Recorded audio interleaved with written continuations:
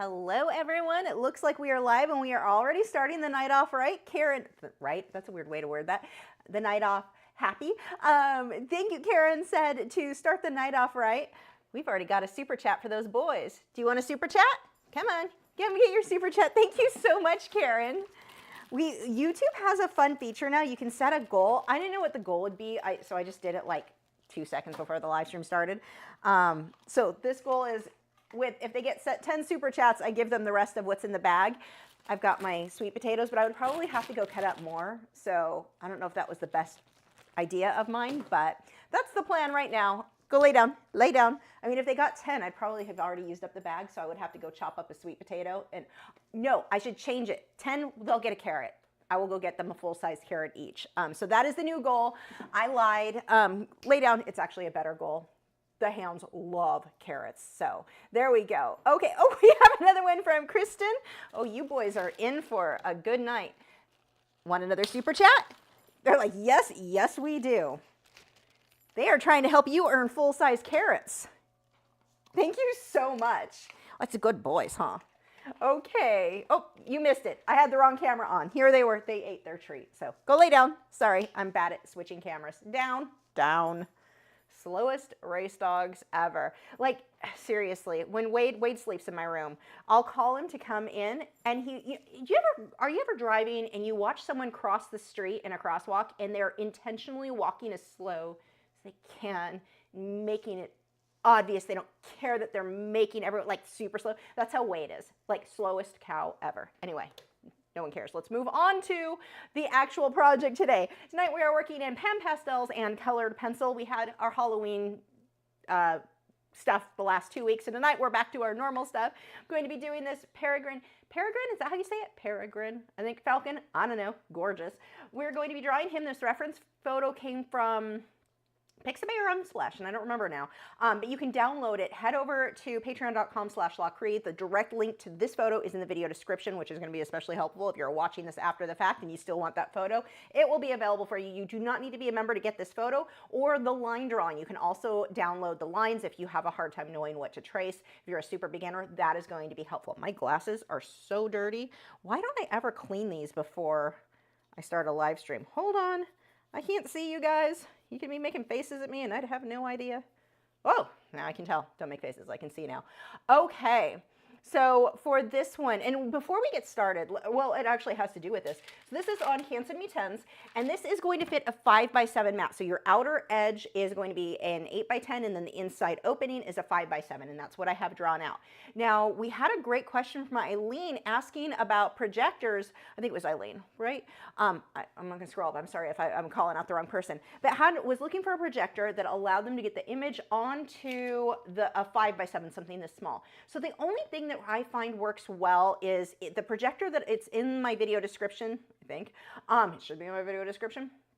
Super inexpensive on Amazon. It's not like the best projector in the world, but for the price, seriously, you can't go wrong. I really, really love this thing. Do I have it sitting over here? The problem is the closer you get, where did I put it? It's down there somewhere. The closer you get to your paper, you get to a point where the camera can't really focus well, or the projector doesn't really focus well. So what I have found to get it this size is if you use the screen mirroring on your phone. So if Android and Apple phones both work with the screen mirroring, and if you do that, you can I can pinch it down to be smaller and adjust that in like photo editing and stuff on my phone, and then that can shrink the image onto my paper if allowing the projector to be back far enough that it's still in focus. So that is the only way I have found, and I'm sure there are plenty of other workarounds. That's just the one I can think of off the top of my head. But most projectors, 5x7 is getting pretty tiny for them, so we'll see if, yeah, that's the way that I would go with that. Okay. So tonight, again, Pastels and colored pencil. Now I've pre-drawn this out. You can see I use tracing paper. And working this small, I actually think tracing paper and transfer paper method is easier to go if you're working on paper that you can't just trace directly from the computer monitor. If you're using a lighter weight, like solid white paper, not Inktense and MeWe, but a lighter, like a watercolor paper, I just tape the paper to my computer monitor and trace on that when I'm working small. I typically am going to use the projector for things that are bigger. Small, again, either tracing and transfer paper, and all you do with the tracing and transfer paper is trace your image And then you stick your transfer paper right under there. Take a little stylus and you just trace over it, and then you've got your image drawn on there. So that is usually what I do when I work this small. Let's move that out of the way. And this is available for anyone. If you're in the US, if you want to bid on this, the starting bid for the finished artwork, if you want to own this, will be $70, and this will come matted. Let me show you the black matte. And I'll show you how to mat your artwork if, well, most of you have been here before. You know how I mat my artwork, but I'll show you, if you're new, how to mat that. And then the mat just fits over like that. So this is actually more like that, is what shows on there. So I've got a wider, I'll be continuing the artwork all the way to the edges, just so that when the mat goes on and if I have to adjust it, there's no like spot of the blank paper showing. I'm going to go ahead and fill it in, even knowing that it will be covered. Okay. I think that's it for the intros. Let's get started. And I have a huge, oh, I forgot it. It's in the hallway. I meant to grab that. I got my order from Vista Print today. I haven't even opened the box, so we can do a box opening when this is done and see how those prints came out. For those of you on Patreon, those are for you. I'm getting caught up. I'm behind, I know. August postcards and mini prints, the ones that should have been shipped in August, so they'll say July, but they should have gone out in August, because I'm a pro. Those just got shipped today, so you should start seeing those soon. The August that should have gone out in September, and September that should have gone out in October, so I'm not technically late on that one. Those just got here today. I'll be working on those this week, so these will be all coming soon. So, yay. Okay, pan pastels. And do I have, oh, where's my Spectrafix? I am missing one thing. I thought I was ready. Here we go. Hopefully there's enough in this. Okay, so pan pastels. Common question I get with these is, what color should you get? This is just a set of 20, like a basic set. It's in the little, you can get a little container to put them in, or a palette type thing, which is super convenient versus having them all individually. And this is your basic set of 20. It's not anything fancy, just like common set of 20 colors. And I've never felt the need to buy more. I've actually I've been using these for years. I haven't even replaced them. I'm gonna have to replace the white soon, but it's finally starting to wear down, but I haven't needed to yet. Okay, let's see. For that background, we've got grays, so I'm just going to put a new cover on this because that one had a lot of blue in it. And I always get extras, and I keep them in a little container of my the soft tool covers, because these start to tear over like the more you use them. Okay, here we go. So I'm going to start by hopefully not having just unplugged my camera, because I just stepped on something that I should not have stepped on. The wires are a mess under my easel. But I'm going to start with the background. So this is really pretty much the color I want. I just want it to vignette into a darker color in the background. So I'm going to pull, let's see how close that gray is. Ooh, okay, this is nice. That gray is so close to my paper color. I'm going to go ahead and just fill everything in with that. I don't know if you can even, yeah, you can kind of see it. And the reason that I'm going to put the gray in there is it's going to make it so that when I blend the other tones in there, the darker tone, it will blend nice and smooth, because it's blending, instead of just blending up against the paper, it's blending into more pan pastel. Now, if you are new to pan pastel and you're thinking, but I don't like pastels because they feel gross and they freak me out and give me the heebie-jeebies, I might be talking about myself. These are not like that. They don't, like, if it's on my finger right now, it doesn't freak me out. If normal pastel was on my finger, I would be like, my skin crawls. Like, it really freaks me out. I have issues, I'm aware. But the pan pastels don't do that. They're wonderful, wonderful to work with. And really, can you imagine if I had taken, like, I love colored pencil, but if I had just filled that in gray colored pencil, that would have taken me hours, like at least an hour. Okay, now I'm going to start mixing some black into my gray. Now, if you notice on the palette, what I'm mixing straight on, whoops, that's not the right one. I'm mixing straight onto this. I'm just taking a little bit of my black, mixing that into the gray, and going that, whoops, and then throwing things. You can see it mix, like, I don't care that this is dirty. It's fine. Some people get weird about that. It doesn't bother me. But I'm mixing straight there. And then I'm going to start right on the outer edge and pull that in. Again, most of the outer edge is going to get cut off by the mat, but I want to take that all the way in just so that I'm not worried about it not quite touching later on. I'm just kind of going in little circles, making sure that's blended nicely.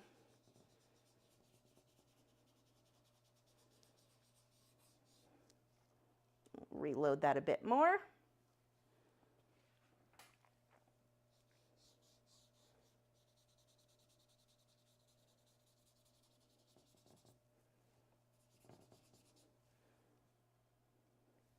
Go a bit darker. Now I'm going to wipe the black off on a paper towel, and it's not going to wipe completely clean. You can see it, I mean, it's still got the color on there, but I'm going to remove some of that and then reload with just the gray and go over that transition here and soften that up.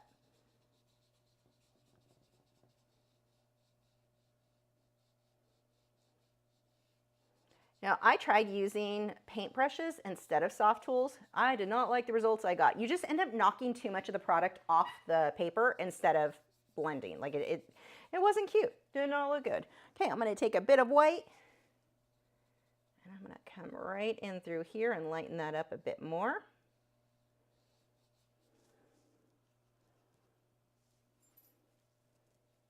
The other thing that I was surprised with, usually like if I work with charcoal, well, not so much, not as bad with charcoal, but like a lot of this little charcoal pastels and all of those, you typically are going to want paper that has a little bit more tooth, and the pastels stick really, really well. Like it doesn't need that much tooth to the paper. The Canson MeTense has been perfect. Okay, now I am going to blend this and get it to go a little bit more smoothly by taking my colorless blender. Now this has a lot of blue on it, so all I'm going to do, because that is more blue, I don't care if some of it gets in the work, but I want it mostly gray. I just take a piece of paper towel and wipe some of that off.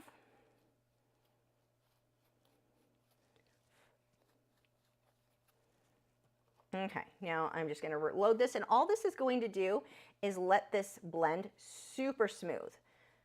Much more so than if I was just blending with the pan pastels by themselves. Now you don't have, if you don't have the colorless blender, don't feel like you can't finish this project. You absolutely can, but you're probably going to spend a little bit more time blending yours if you want it to be smooth. I don't care if there are some brush strokes, but I want it a bit smoother than what I've got. But the colorless blender just makes it so, like, it takes less of the pan pastels to get the same results.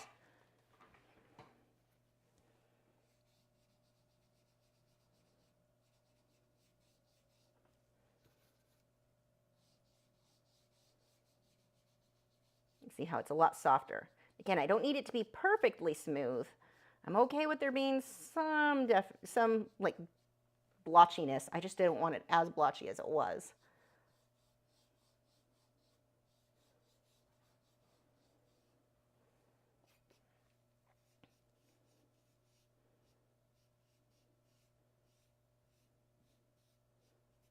See how I'm going over the Falcon. It's totally fine. That will all get covered. Okay, background is good. So now I need a smaller brush, and luckily this one already has yellow orange colors on it, so I'm just going to wipe some of that off and reload it. I want something in between these two, the Derylid whatever yellow, and I don't know what this is called. I would name it lemon yellow.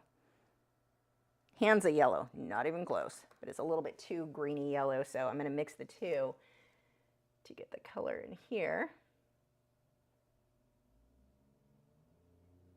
And I'm not going to worry about shading my highlights or anything like that. That is all going to be done with my colored pencils. This is just getting a base layer on there.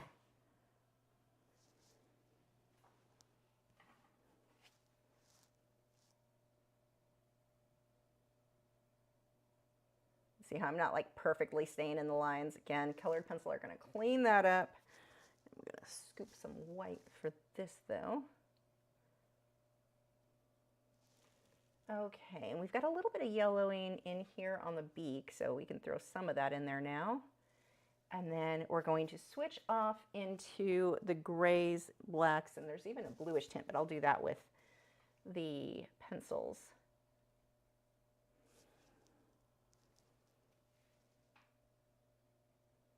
I'm not going to try to get the edge perfect because that will be the pencil. I just do not want to get this under the background, so good enough. Okay, now I can use the same, wait, actually this brush works better. Slightly bigger. I'm going to go into the light areas first, and then I'll come back and do the brownish black colors for the head. So this is, I think, burnt sienna? I never get this right. Burnt sienna. And I'm going to need some white. I'm going to mix those colors together, and we're just going to fill this in.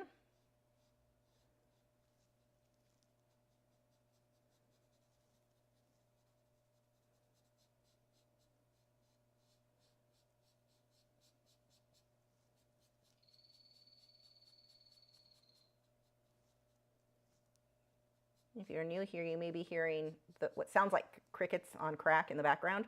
They're actually my Santa Isabel dart frogs. They are making a lot of noise, and it turns out the baby, they had tadpoles. I finally had one that got big enough that I was able to put in there a year later. I found out today for sure it is a male, which makes me happy because the males are the ones that make the cute little chirping, but that's where all the noise you're hearing in the background. Cute little dart frogs. I'm working still, I know I've been saying that forever, but I'm working on my studio tour, so you'll be seeing their vivarium. I did a whole upgrade with them a few months back, and it's so pretty with all the moss. Okay, let's go ahead and I'll just use this one that I used earlier, so it's good for the small areas, black, and I'm going to use some red iron oxide mixed with the black so that I get more of a brown tone.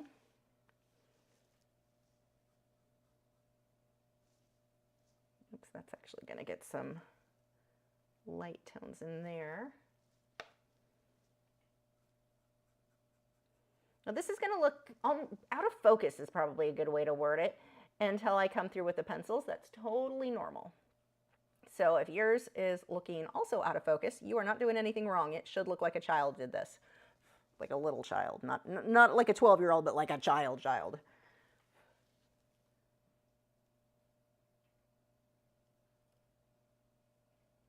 And the point here is that I'm filling in this base layer, so when I go through with a colored pencil, it doesn't need, I'm just doing the details. Like I'm not having to fill it in. If you've worked with colored pencils before, you know they are a very slow medium.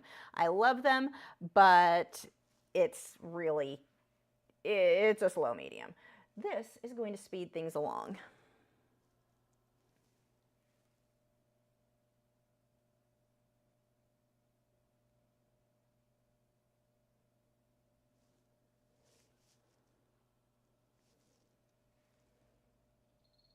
I'm not worrying about any of the details there, just again, slopping it in.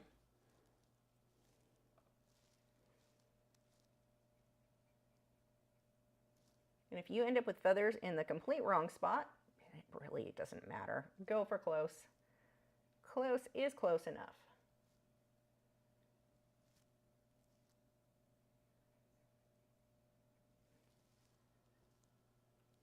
Just make sure that it's drawn right. The eyes in the right, take the extra time to make sure the eye, the beak, the nose, all that needs to be in the right place. So that is not a close is close enough thing. Try to get more exact on that. But when it comes to the individual feathers, that's where it's not a big deal. All they have to do is floof up and the feathers all just shifted location. Okay, let's see a little bit more up here.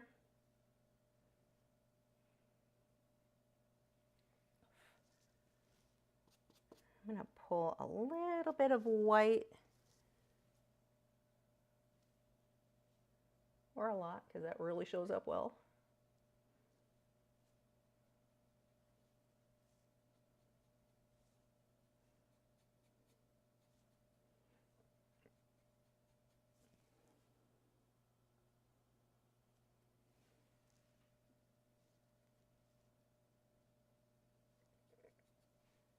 And this whole area is actually a lot darker.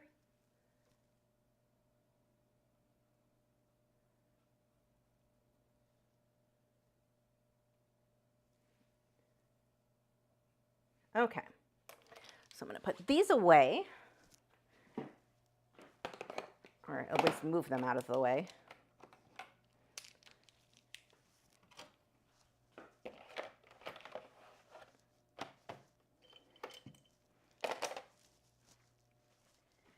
And I'm going to take my Spectrafix. So Spectrafix is a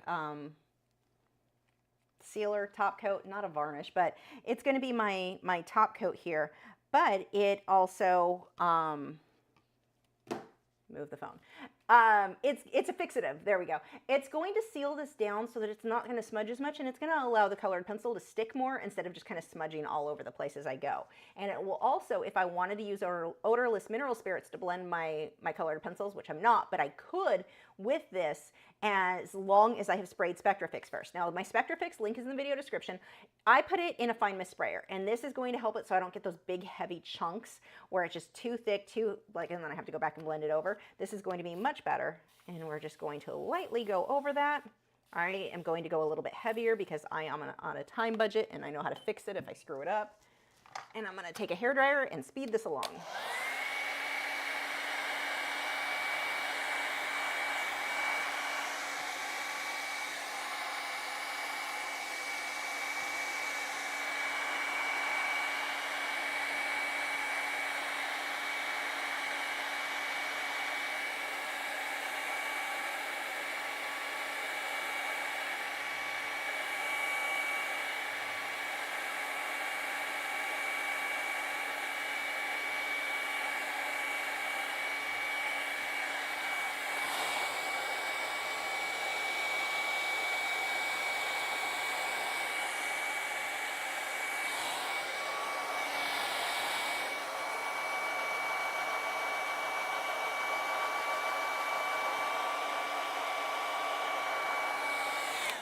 So I got a pH neutral masking tape from Blick, a black one. That's what I'm using right now. It's terrible. It lifts so bad. That's what I'm using tonight because I didn't think it would be this bad. But it's like lifting, and it's all, you can see where it's separating there. It is the worst. I mean, it's supposed to be low tack, but my God, it's horrible. I will never buy it. Like, it's just not good for me. I did a project a few months back, a red panda. Some of you, those of you over on Patreon are aware of this one, but my red panda I did on Canson Me10's big piece, 16 by 20, 11 by 14. I don't know, it was big.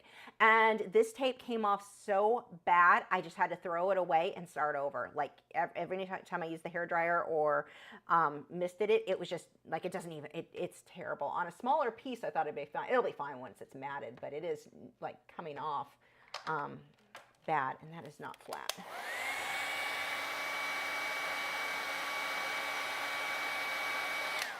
Nick said, what are you drinking for tea? My tea tonight, my iced tea is the Twinings, I don't know which one. Cinnamon orange spice. Oh my God, it is my favorite. I know I've been talking about this for a while. I am obsessed with it. I got it on Amazon. I'm completely obsessed with, like, it doesn't need any kind of sweetener. It's just so perfect as it is, and it is so perfect for the fall. I love it. Well, I'm a big pumpkin spice person, so this, I mean, it's not pumpkin, it's orange spice, but it's good. Oh my God, obsessed. So good. Link might be in my video description. I don't remember if I put it in for this one, but it is tasty. Okay, and we're on to colored pencils. So let me move this out of the way. I don't know where, I guess this can go down here for now. Okay, so I pulled out a few pencils. I don't know how great any of these, if these are the most perfect in the world, and I need some glassine, which, do I have any? Yeah, I have some down here. So glassine is an acid-free, this is actually what I use to wrap like paintings or anything in when I ship it, between this and the cardboard, because cardboard is not acid-free. But this, oh wait, I have a better way. Use my other, I forgot about my new method. Normally I just tape it, but if I'm going to move it around a lot, I wrapped a piece of cardboard with it. Let me show you. So this piece of cardboard I wrapped in glassine, and now I can just set it on the easel and slide it as needed. It has to go this way. But glassine is pH neutral, acid free. You get it in a roll and just cut out the amount that you want, and that is what you're going to rest your hand on. You don't want to rest it directly on the artwork. One, you end up getting it all over yourself and you smudge it everywhere. But two, you end up getting the oils of your hand and your work, and the oils from your skin is not archival. So we want to keep people juice off our artwork, use glassine, and having this on the board, because I work upright at an easel. If I worked flat, it wouldn't be a big deal, but I'm upright at an easel. So this, by just taping it to it, it stays, oh, it made my life so much better. Okay, so I'm going to start, oh, I don't even have my, pencil sharpeners. I seriously thought I was ready. I should have known better. Where's my cup with all the shavings? I am missing like half my set. See, the problem is I cleaned because I was filming for the studio tour. So I put a few things away because I didn't think they looked good on camera, even though they're something I use all the time, but whatever. That was one of them, and now I can't find stuff. Okay, and I just use these little handheld Coom metal sharpeners. These are wonderful. And I've got that. I'm going to need a lighter blue color. So I've got Caran d'Ache Luminance. This is steel gray. It's a cool gray, so that will work. Yeah, that works. That's perfect. And now I'm going to take my black. This is the Polychromos black. Now, normally, when I'm working like this, I like the Polychromos because they sharpen to such a fine point and they hold that point. So when you get into your softer lead, so like my Caran d'Ache Luminance or my Derwent Drawing, both of which I love, but they're not going to hold the tip as much. They have a higher wax content. So when I want these fine details, Polychromos are definitely going to be my go-to. When I want the smoother blending, I typically want to switch over to my Derwent Lightfast or the Caran d'Ache Luminance. But tonight I'm going to be burnishing, so I'm not getting the same type of smooth blending. And what I mean by burnishing is I'm pushing harder on the pencil in order to get the pencils to blend. Now the problem with burnishing is you have to be careful not to push too hard too soon, because when you burnish, you flatten the tooth of the paper. That gives you that smooth look, but you flattened the tooth of the paper, so it also now can't get as much detail, like you can't get as many layers over it before the paper just gives you the finger. The paper is very moody.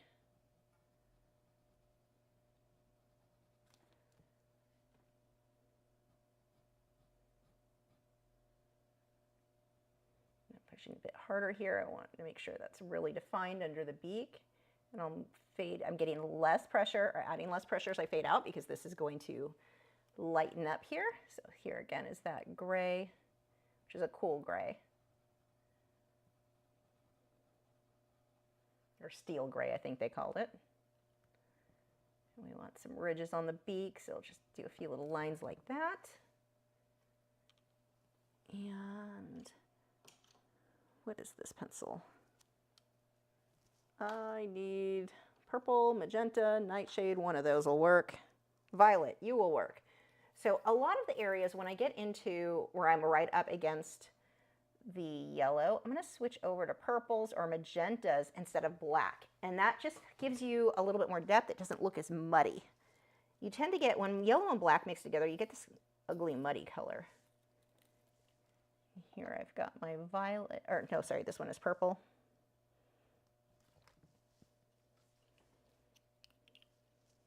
Paint or draw the inside of his nose. I'm going to switch back over to my purple, which I clearly need to use a pencil extender for. And I need some yellow for his weird little nostril thing, which did not show up. I'm going to need something a little bit more opaque. Let's see, what are you? You will work. This is Caran d'Ache Raw Umber 10%. It's light. It'll be pretty opaque. And that will give you your nostril, or whatever is inside your nostril. I don't know.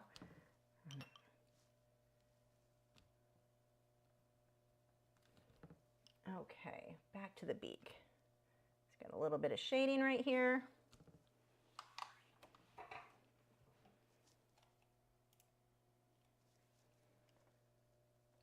And I don't care so much about the color. Like this is not violet on it could kind of be on the reference photo. I care about how light or dark things are. That is what I'm focusing on. Don't worry so much about having the perfect color. It's something that people have a tendency to really get hung up on. It's just not that big of a deal. Are your lights light enough? Your darks dark enough? That is what is going to make a difference in your work. I'm using this white because it's not as opaque, but that'll be nice for giving me some of these highlights. And if it ends up being a little bit sketchy, good. That's actually what I would prefer here. I'm also going to work that over the black. I'm pushing pretty hard. This is just going to give me a softer transition between the light and the dark of the beak there. I'm going to use that magenta right along this line for his little frowny face.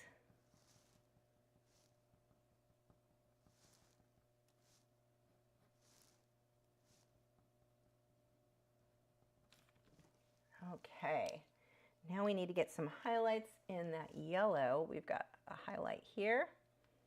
Again, I'm using the polychromos white because it's going to lighten it, but it's not that bright. If it's too bright, it'll stand out more than what I want for this. See how we've just got a few different areas that get lighter or darker? We don't want it everywhere. Okay, let's see, where was I? We've got more of a shadow up here.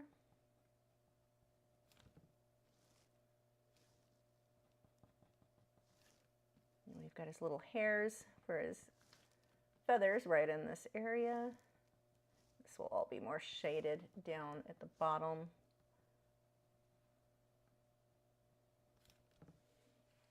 Okay, I'm going to move out into his eye before I get onto the feathers. So for the eye, I'm going to go ahead and do the highlights now. And I've got a light gray. This is warm gray 1.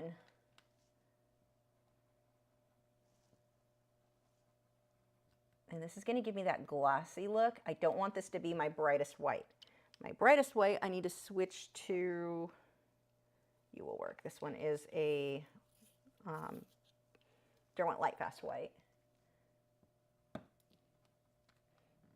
If I can't get it light enough, I can always use Touch Up Texture Titanium White from Brush and Pencil, but it looks like that'll work for tonight. And then I'm going to take the black and really darken up that pupil, but don't go all the way up. We want to let that fade into that lighter area we did for the shine on the eye. Actually, I'm going to take a little bit more. And where was that gray? Let's put some of that in here.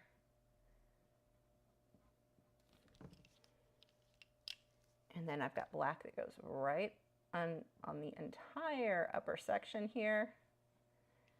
That is going to be really dark, so I'm pushing a bit harder with that pencil. It's going to give me that nice crisp edge. Now the eye is more of a reddish brown. Do I have one? But more might work. Let's find out. It might not be light enough. Actually, maybe you with, I've got, what are you? Venetian red.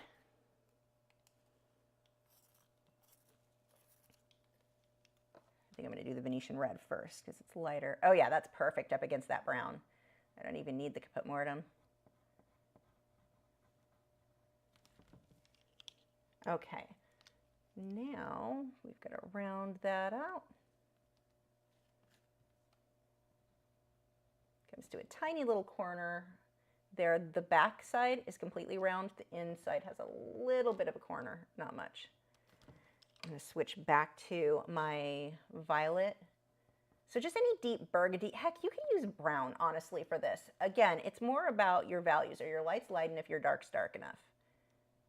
I'm going to pull that eye up just a bit.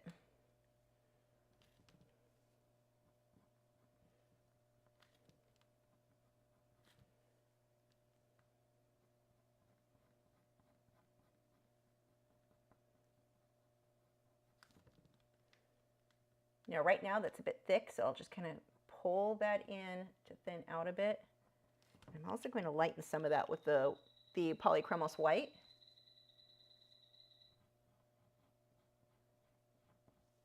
Here, and let's see, we've got a little detail over there.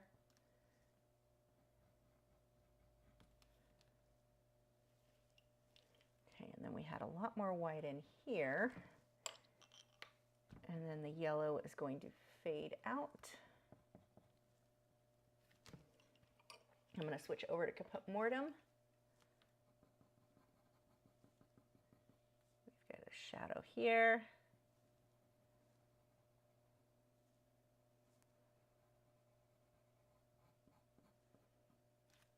Okay, now let's move on to the feathers, and then we can work any extra details we need from there. So for the feathers, we just want to watch the direction they're going. They don't all have to go like be exact to the reference photo, and obviously they're not here due to time, and this is not a huge piece. So we just want to watch the direction. So here is that warm gray, and watch how that moves up. And then I'm going to switch over. We've got, those are more brown hairs than black. Do I have, I think I have a brown out.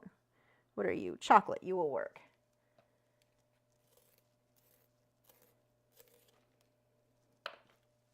I would use my polychromos, but I don't love the browns. They're not as deep or rich as some of the other pencils. That's why I'm using a Derwent Lightfast instead of my usual polychromos for little details. See, I'm just pulling some of these little hairs. Again, watch that direction.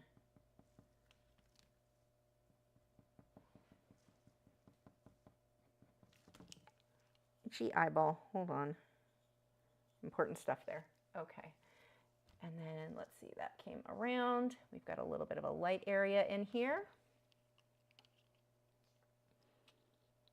And I'm using a combination of my Polychromos, Caran d'Ache Luminance, and Derwent Lightfast, which are always my go-to pencils. Occasionally Derwent Drawing. I don't have any of those pulled out tonight.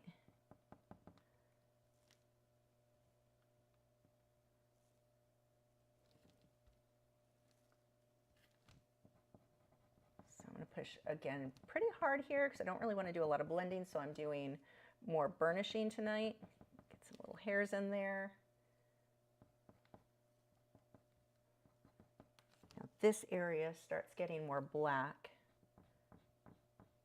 So again, pushing harder.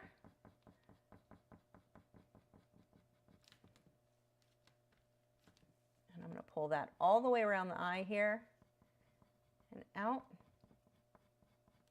So we've got this much darker area right in through there, and then we've got a little bit of a dark coming through here, and then back down here. Okay, back to, let's see, where did, yeah, that one. What was this one? Venetian red. You might, yeah, you're not going to stand out enough. I need something a bit more opaque. Let's try a few of these pencils I grabbed. I've got, this one's not going to be more opaque, but burnt ochre might work color-wise. Yeah, that's pretty good. I'm going to have to pull some lights on top of that, though. I've also got my, what is this, brown ochre 50%. God, you cannot read Derwent Lightfast colors. That one's actually better. Okay, you're going to be my go-to pencil for these areas to show up. Oops, that's not what I meant to do. Hold on, let me make sure that's where I want. There we go. Okay. And I'm going to pull in through here. I'm going to switch over to my warm gray for some of these feathers. You can see there's a lot of colors you want to use in creating a look like this. This isn't, and this is the case for most things. I see people write all the time, especially in beginner groups, what color for skin tone? There's like, what type of skin tone? What type of lighting? What type, like, there's so many factors that play into that. And the same person under 3 different light sources is going to need 3 different color palettes. So there's no real way to answer that, but the answer is yes. What colors do I use? Yes. Yes. And I don't want to say all of them, but you're probably going to use a lot of them. Using white here so it shows up a little better for these little feathers. As you can see as I'm going through here, I mean, it's a lot of colors I'm switching back and forth between. I'm going to pull some browns in here. And I'll have to come back through with more black too. Now this is my dark was too dark. I'm going to take a lighter color and go right over that line by the beak. I don't like how that looks right now. Fixed. Oh, we have from Meow Meow, we've got a super chat. They're looking at me. They know Gibson is. You want a super chat? Thank you so much. The boys appreciate the break. We are 3 out of our goal of 10 super chats. If they hit 10, they get, I put on the thing that they would get the full rest of the bag of treats, but the bag's not very full. So I'll go get them full-size carrots if we get 10 super chats tonight. They've already had a carrot, so don't feel too bad for them if they don't get it. It's like one of their favorite things. Go lay down, lay down, lay down. There's something funny to me about greyhounds, so the hunter of bunnies, that loves carrots. So backwards. Lay down. But seriously, they love them. Okay. Oh, this guy's coming out. Why is my light flashing that bad? Let's see if I can. Sometimes if you change the strength, it'll fix it. Maybe? I don't know. T will fix it. Okay. Let's get back to these feathers. I need to start moving my butt. Not literally. My butt has nothing to do with this. It's a weird thing to say.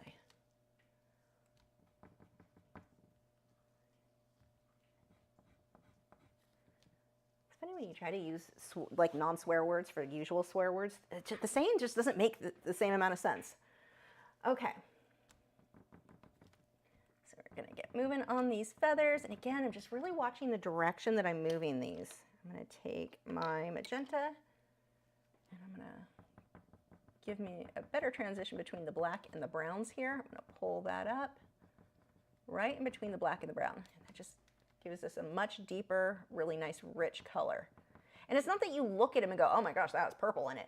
It's just, I say magenta, it's actually purple, which is a deep violet or like a violet reddish color with the Derwent Light Fast.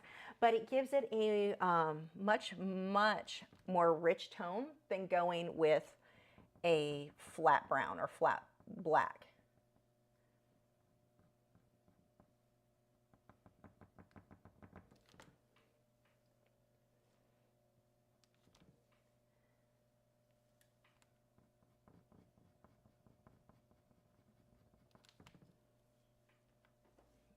Okay, I'm going to take black.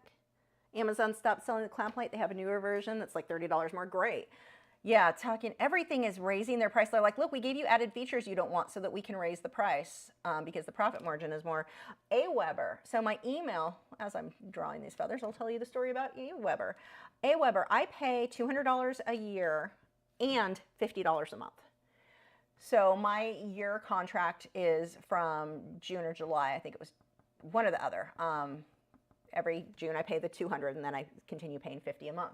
They contacted me and a bunch of people today, and I think they're staggering, telling people the prices are going out so that they don't get swamped on Twitter and, sorry, X, and I'm never going to get that right, and Facebook and such with people complaining because they raised the price, the $50 a month, to $120 a month for my email newsletter because I have like 4,500 people on there. From 50 to 120, and their reasoning is, and that's what reminded me of you with Amazon saying here, or here's one with that's more expensive. They said that since 2020, they have released so many new features in the app but they haven't raised the price with all those new features, so now they've got to raise the price. $50 to 120 is not just raising the price. That's full on price. Like, that's insane. I am definitely canceling them. It looks like I'm going to be going with, was it Mailer Lite? I always get mixed up with Miller Lite. No one drinks Miller Lite. Mailer Lite, however, is apparently good. So, yeah, that is kind of insane. And I'm actually going to be saving money going with the other one. It has less options, but I don't need all of those options. Like, AWeber was like, here's a bunch of stuff you don't need, and now we can charge you more for. Like, no one asked for all that other stuff. Anyway, let's go ahead. We've got from Kathy Davis. She said, a snack for the pups. Do you boys want another super chat? I think that's a yes. You don't have to ask us twice. But sometimes we do because Gibson is very lazy and doesn't always want to get up. Teresa said the Falcon is stunning already. Thank you. Is that good? Don't drool on me. That's very tasty. Okay, go lay down. Thank you so much, Kathy. Lay down, lay down, lay down. Okay. Spoiled boys. Okay, now let's get back to this guy. So I've got to pay attention. We've got a darker area in there. Let's start pulling that in. I'm going to use my Caput Mortem for a lot of this dark. So yeah, the AWeber thing, a lot of people are quite angry at that. Like, it's such an insane, and AWeber's big thing has always been how they're good, so good for small business. What small business can afford you charging an extra $70 a month? Like, that is so insane. So they canceled my account, or didn't cancel it. They refunded me. Just pulling a little Caput Mortem in there because that looks amazing. They refunded me like $113, whatever the difference was for 6 months, or since they're canceling me early. And I have until December 1st or something like that is when the new prices go into effect. So they didn't, like, what I think they should have done, if they wanted to raise the prices that much, fine, they're a private company, they can do what they want. However, they should have honored the current customer's contract to actually come in and change that on those. Like, why wouldn't you just say, okay, well, when it renews, you're going to be renewing under the new one? I mean, can you imagine an apartment complex being like, oh, your lease is for another 6 months. Well, we want to raise it now, so we're going to cancel that lease so you get a new one. Like, you can't do, I mean, obviously they can do it because they did do it. So I'm assuming that there's something in their contract that says they can do that whenever they want. I don't know. They never have before. I've been with them since, what, 2014? 2013? I don't know, a long time. So yeah, that was, I think it was 2014. Could have been 2015. Anyway, point is, I cannot believe, like, what a crap business choice. So I plan to make sure everyone knows that they did that. Like, and the prices are insane. And I checked with their competitors. All of them have gone way up. Like the bigger ones, MailChimp is insane on the prices now. Constant Contact wasn't as bad, but still bad. I think they were like $90 a month. MailChimp for me would have been $100 a month. Like, it's just crazy. Some of them, I looked at some of these companies, they were even more. Like, the price was insane. So, yeah, I'll be trying out MailerLite, not MillerLite, MailerLite. That is going to be the hardest thing to remember how to say. Yeah, that is the story of AWeber being a trash company. Again, I don't mind. Like, everyone has to raise their prices to especially in this economy. I get it. But that's an insane amount. I also think it's a poor choice, too. Like, everyone is suffering right now in this economy, like groceries and everything. My electric bill's up, groceries are up, insurance went up. I mean, my homeowner's insurance went from, what? I think it was like $100 a month to $300 a month. Like, just, you're going to pay extra, too. Like, everything has gone up, but my income has not. And so it's very scary. So all these companies being like, well, we're going to not just raise prices, but like full on go insane. I think they're screwing themselves over. Like, that seems like a very, we're just darkening some of this up. That seems like a very bad choice. I don't know, unless they're mainly focused on, I'm sure like Pepsi can afford to pay those prices for email. They probably don't need to use AWeber, but yeah, that is just absolutely bizarre to me. Going with light. See how I'm just working my way out with the detail? Yeah, more than doubling. That's what I can't believe. Like, even if they had raised it, because I was already like looking at my bills and going, okay, things are getting scary. I can't afford, and I really don't want to raise Patreon again, so I've got to cut some other stuff out, and it's starting to get a little bit scary. So I'm looking at my bills going, $50 a month on AWeber. That's a big one. That is a big, like, expensive. Are there cheaper options? And so if they would have even come in and been like, you know what, we're raising it by $10 a month, even that, I would have been like, I may need to look for another, I can't go up. I need to go down on stuff. I cannot be going up on the cost of things. So to come in, though, like, if $10 would have been scary for me, and now they're, I mean, not scary, but enough that I'd be like, maybe it's time to find another server. And then they come in with $70 more a month. Are you in? And like, no time. That's the thing that gets me too. Like, it takes time to figure out who you're going to use, set up the new email. Like, it's a lot of work. It's what I'll be doing all day tomorrow instead of other work that I should be doing. But yeah, crazy. So my emails, I don't know if they'll look as fancy as my other template did. Heck, maybe they'll look better because it's time to, I haven't updated it in a while. Mine's looked the same for a very long time. But yeah, I'm not paying $70 a month on top of the 200, and I don't even know if that's going to go up. But that is just not happening. Like, who do you think you are, an insurance company? Because that's what they do. You're an email company. You're actually fairly easy to replace. Again, just watching the direction of these feathers. And as I move out, so right now I spend more time around the head. As I move out, I put I want less detail because I want the focus around the face. I'll put less detail and it'll go a lot faster. Whoops, that is not the pencil I meant to grab. Could put more of them. So just really watching the direction. How many times have I said that? A lot. A lot is how many. But it's very important. Oh, he's coming out cute. You can bid on him. The starting bid is, speaking of $70, the starting bid will pay for my AWeber. But the starting bid is $70 for this guy if you want to own him. I'm going to pull some of the, what is this, burnt ochre. We're going to get a little bit of this golden tone in here. And we've got to get the darks. And that, I'm going to use my brown. I'm going to sharpen that though. Yeah, it's hard because email is like, I definitely think everyone should have like if you've got a business, email is so important. And my open rates are pretty good. I try to put stuff in the email that people want, like you guys want. I want art tips and stuff like that. So I really, on top of like whatever was going up on Patreon, new stuff on Patreon that week, well, I let you guys know when, what the, live streams, when those are going too, because YouTube stopped sending out emails for those.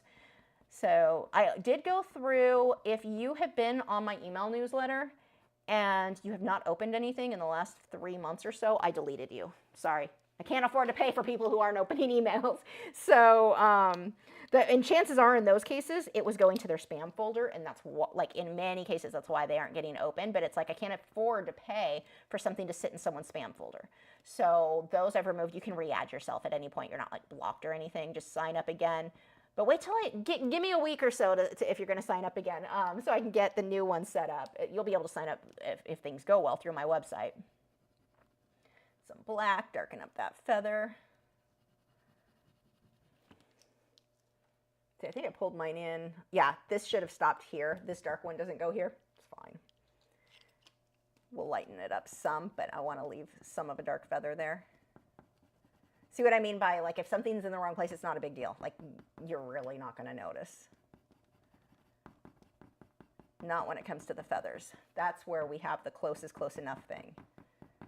This is where it really starts moving along quickly and you start noticing a big change because we're not, we're loosening up the details. We work our way away from the face.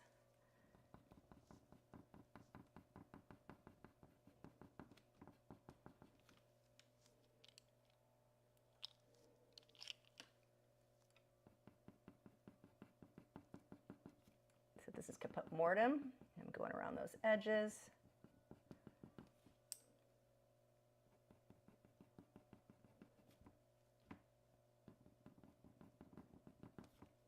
Ow. I love this easel. It's got this tray that all my pencils are sitting on and my brushes, and I hit my elbow on it all the time. That's the negative side of it. See how I keep coming back up and adjusting shadow. So as I work my way around, I'll just keep making those little adjustments. Let's go to black.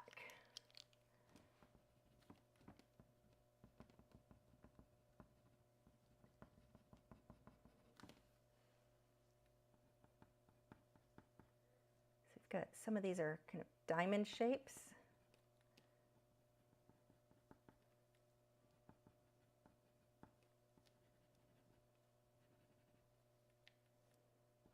And a lot of this gets cut off by the mat. I'm just filling it in case anything peeks through or if the mat gets adjusted.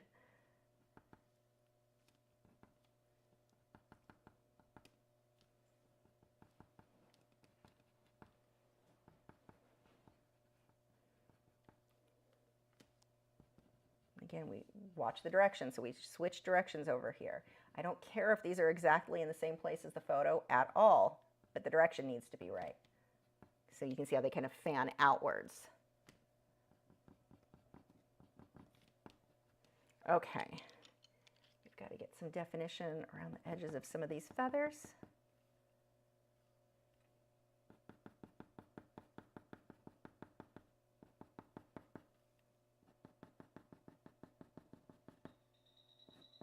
That's the wing. That doesn't even show, I don't think, once the mat's on, so just get the hint of where that goes. Oh, that hurt my elbow. I hit that elbow while I was mopping the other day. I backed into a door. Yeah, I'm super graceful, and it has not been healing nicely. So I just hitting it on the easel again. I'm like, oh, workers' comp. I bet my boss won't even give me time off. Me, I'm the boss, in case you're new.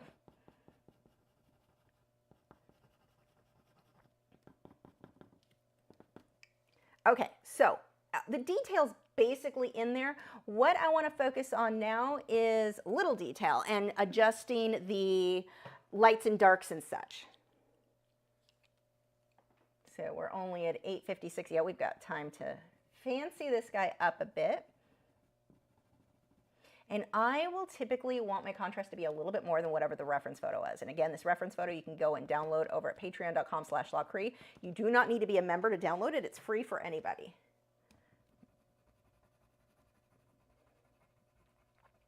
Oh, I need to get, no, tomorrow's the 31st. So tomorrow I need to do our Patreon sketchbook prompts for our daily sketchbooks.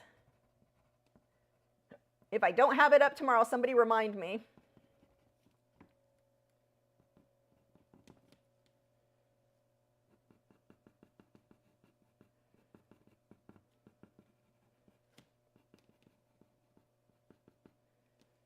Just little shadows, little details. This I actually want to be quite a bit darker. See what I mean? Like it seemed like there's no way I'd finish it because I was still up here and I hadn't started. This part's fast because we just want the hint of the detail. We don't want nearly as much detail down here as we did around the face. I'm going to take my grayish blue and go right around that edge.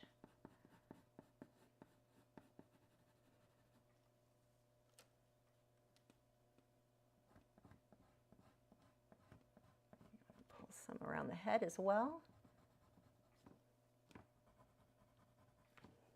And we'll pull that in so it softens that edge.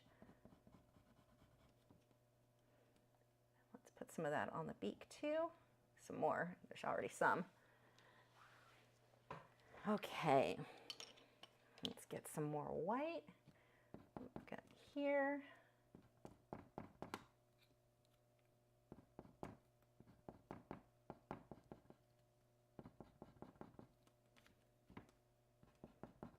You can see this is a bit more contrast than what the reference photo has. That's fine. I would rather have too much than not enough. Or I shouldn't say too much, but more than what the reference photo calls for. Like right now, see how this is all kind of the same color? It looks very flat. So what I want to do is start coming in and making my brights a little brighter, my darks a little bit darker. And that is going to make all the difference in the world in your work.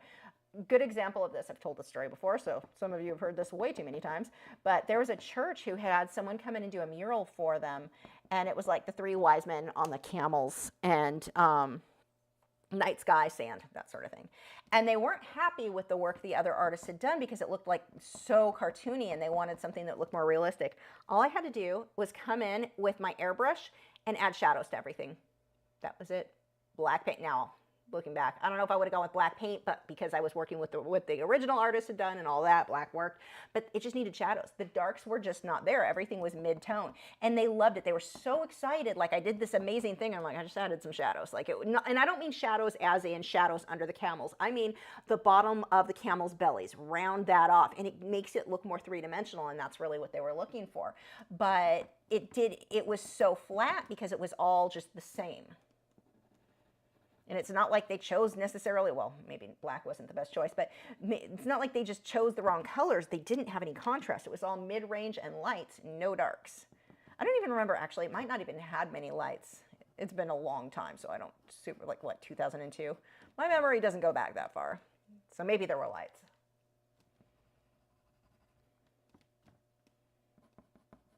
I'm using the blue gray color, so steel blue or steel gray.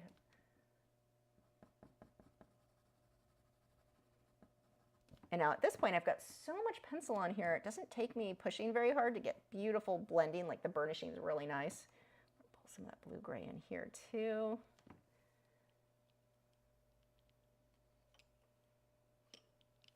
And get a drink of water.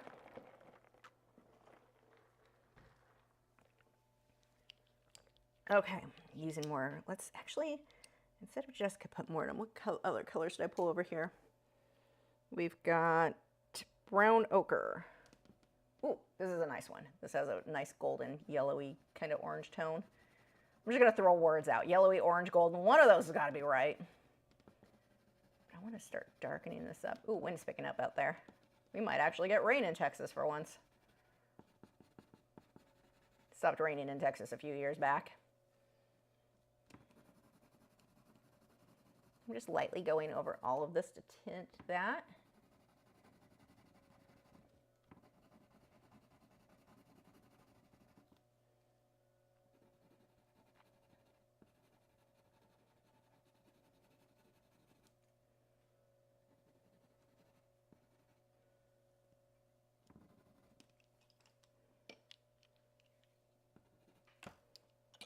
Dang it, I have got to stop hitting my elbow on that easel.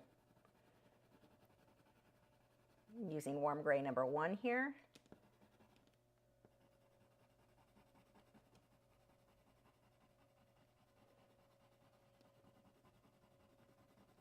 Just using medium pressure as I go over all of these layers.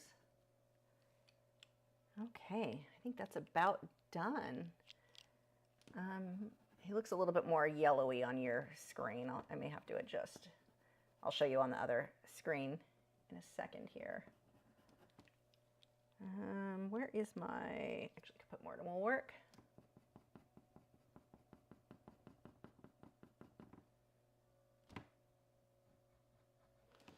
Okay, let me show you how this guy will look matted, and I'm going to show you how to matte it, and then we'll also do a box opening of the stuff from Vistaprint.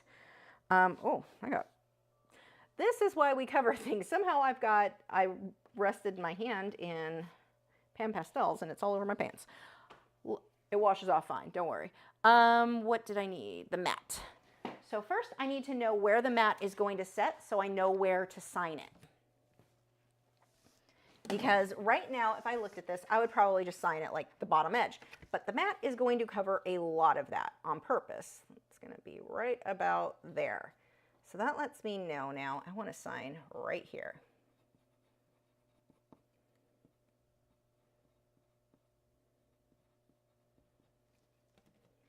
Look how high I had to go because of where that sets. So that is the first thing. Now we are going to put all these pencils somewhere else.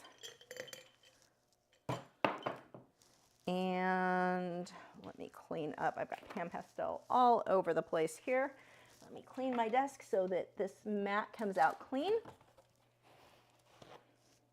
Actually, you know what? Did anyone bid on this? If no one bid on it, I'm not going to mat it tonight. I lied. And the reason for that is if it doesn't sell, then I will probably spend some extra time, because sometimes I like to do that.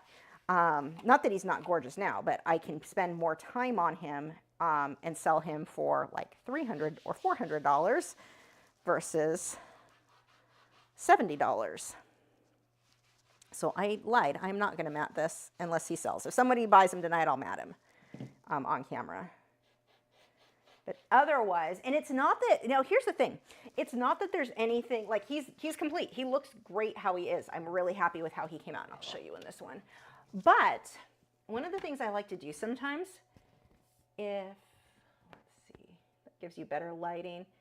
If something doesn't sell, I will spend, take like 3 hours and just clean up details, just kind of fuss over it, drink some coffee or my tea and fuss over it. And then I can list it for a lot more on my website. So that is what I'm actually going to do in this case. And because I don't know if he's going to sell tonight, I'm going to save him for that.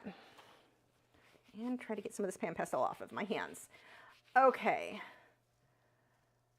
Yeah, and that's the funny thing. He actually looks really good. Like, I'm really happy with how he is now, so I wouldn't do much. I might blend a little with OMS, might get a little bit of detailing, but let's see.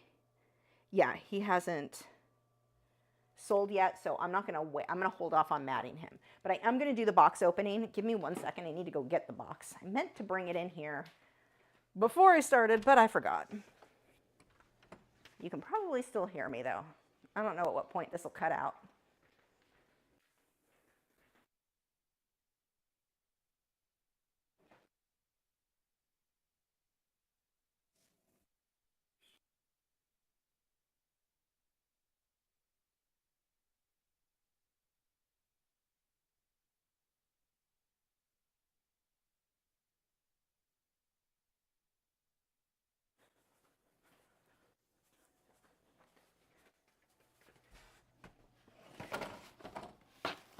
Oops.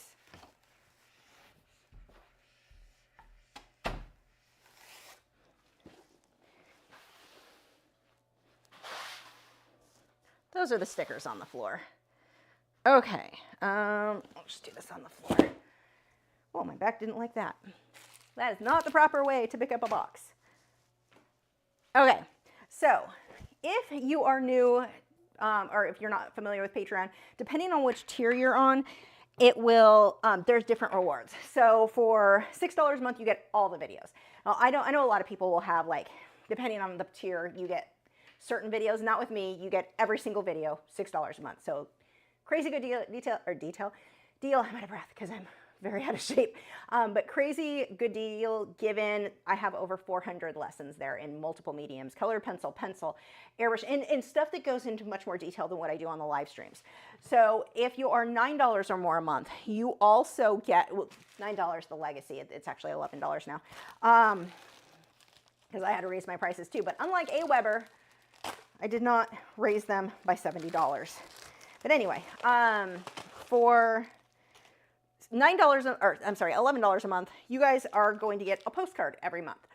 Well, sometimes you eventually get your postcard. I'll word it that way. If you are $14 a month or more, actually that's 16. I forget the prices again. I had changed. $16 a month, you get all the postcard, but you also get coloring pages that you can download. You get permission to use any, so I post photos of my animals a lot on social media. You can use any of those for your reference photos. You also get reference photos anyway, included in the other tiers. For $19 or more a month, you also get a sticker. Your postcard now comes in an envelope, so if you're collecting yours and you want them to be in perfect condition, that is the way to go. And it also gives you, I'm sorry, those are $21 a month. I don't know my prices. You also get a mini print. So that's what we're going to be opening tonight and seeing what came. So the first two, oh, that came out cute. This was actually from one of the live streams. And you know how I said one of the things I like to do sometimes if something doesn't sell on the live stream, and then I will redo it and make, let's see, let me find the photo. I think it's over, yeah. So this was actually, the sticker I'm about to show you is from this painting. This painting is an example of that. You guys remember the Oriole live stream we did? The background, this was not quite as dark. It was close. But the background, I put more detail on the bird, but the background was a light blue. I decided I just love, and I love this in my studio because I love this shade of blue and those greens. Love it so much, but now I can charge more on my website because I put several hours more of work into it. But that is one of the things that I do a lot when, if it doesn't sell on the live stream, I just get to spend more time on it and then I can list it for more. So that is the painting that this is from. And also we have a super chat just came in. Let's do that before we look at these stickers. From Maria, said, for the pups and you, thank you. Thank you, Maria. You got us to our halfway point. Oh, he was already getting up. Okay, come get your super chat. That was funny. When I looked at him, I said, oh, and he stopped. He laid back down. He's like, you didn't call me yet. I'm not allowed. That's a bad cow, huh? Hold on. Let me get you a big one. Because you are very good. Good boys. Thank you so much, Maria. The boys definitely thank you. Yes, that's very tasty. Okay, don't drool on my box. Or hack on the box. Go lay down. Lay down. Go lay down. Wade, leave it. Leave it. He wants to sniff the box. He's like, ooh, what's this? It's not for you. Okay. So first are these stickers. And again, this comes in the top tier. This one says, let your dog girl on me. Don't worry, I won't give the dog girl sticker away. Let's see. I think this one you can see better. let your ideas fly. These are actually more crisp. They never come up good on the camera, but that is the first sticker. So that one is coming for those of you on the top tier with Patreon. Well, I like this one. And that one's going to be those of you who were, what month is that? One of those is for July that was supposed to go out in August, just went out. So one of these is August that should have been shipped in September, and one of these is September that should have gone out in October. So here's the other one. Messy Hands, Messy Mind, Masterpiece Ahead. And it's got the cardinal from the painting. Those of you on Patreon recently did that cardinal. So that is the other sticker. Okay. Oops, go back in there. Is that it? Just 2 stickers? I must have ordered just 2 of each to get myself caught up, and I still need to order more for the next month's. Okay. So let's open the bigger box and see what's in here. So I ordered envelopes. For those on the top tier, your stuff comes in these envelopes, which are good and really expensive. The price of all this stuff is going up like crazy. But look how cute. It's got glitch on it. They're teal. They're more teal than it looks in the camera, but those are my cute little envelopes that everything comes, for the top tier, comes in with your mini print, your sticker, and your postcard. So let's get those out of the way. Next, we have postcards. So I think there's just 2 different ones, because I think I did, yeah, 2 months. So the first one, I don't know which month this is.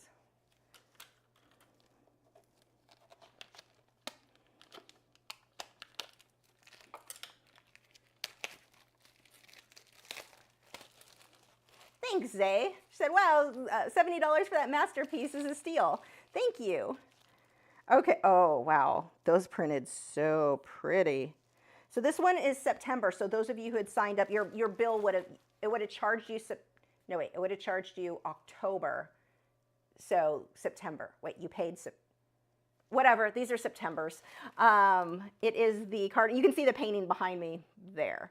But the cardinal, that printed really nicely. It looks kind of blurry on the camera because, you know, issues, but oh, that's pretty.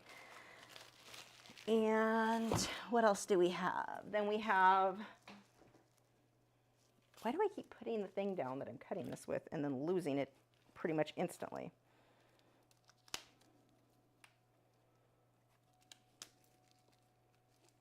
Come on, open up.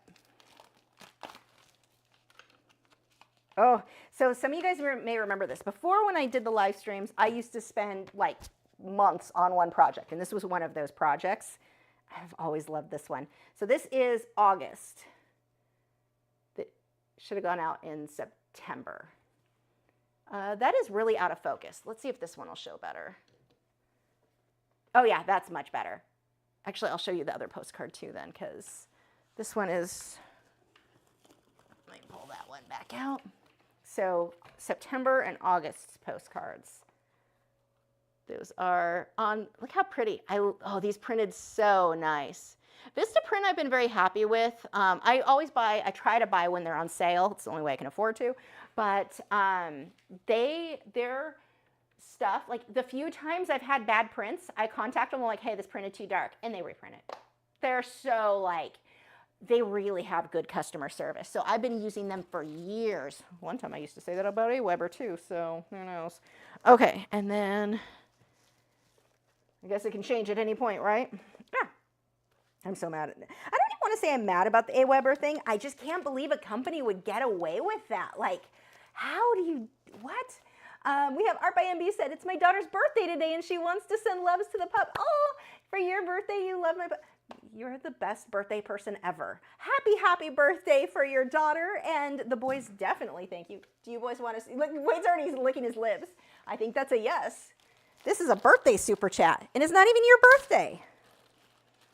Yeah, are you huffing at me? Are you very excited about this? Don't stand over the box and drool. No one wants drool on their prints. Thank you so much. Hey, okay, go lay down. Go, I don't want you to drool on this. Nope, Wade, leave the box. It's not, there's nothing in it for you. Cow, down.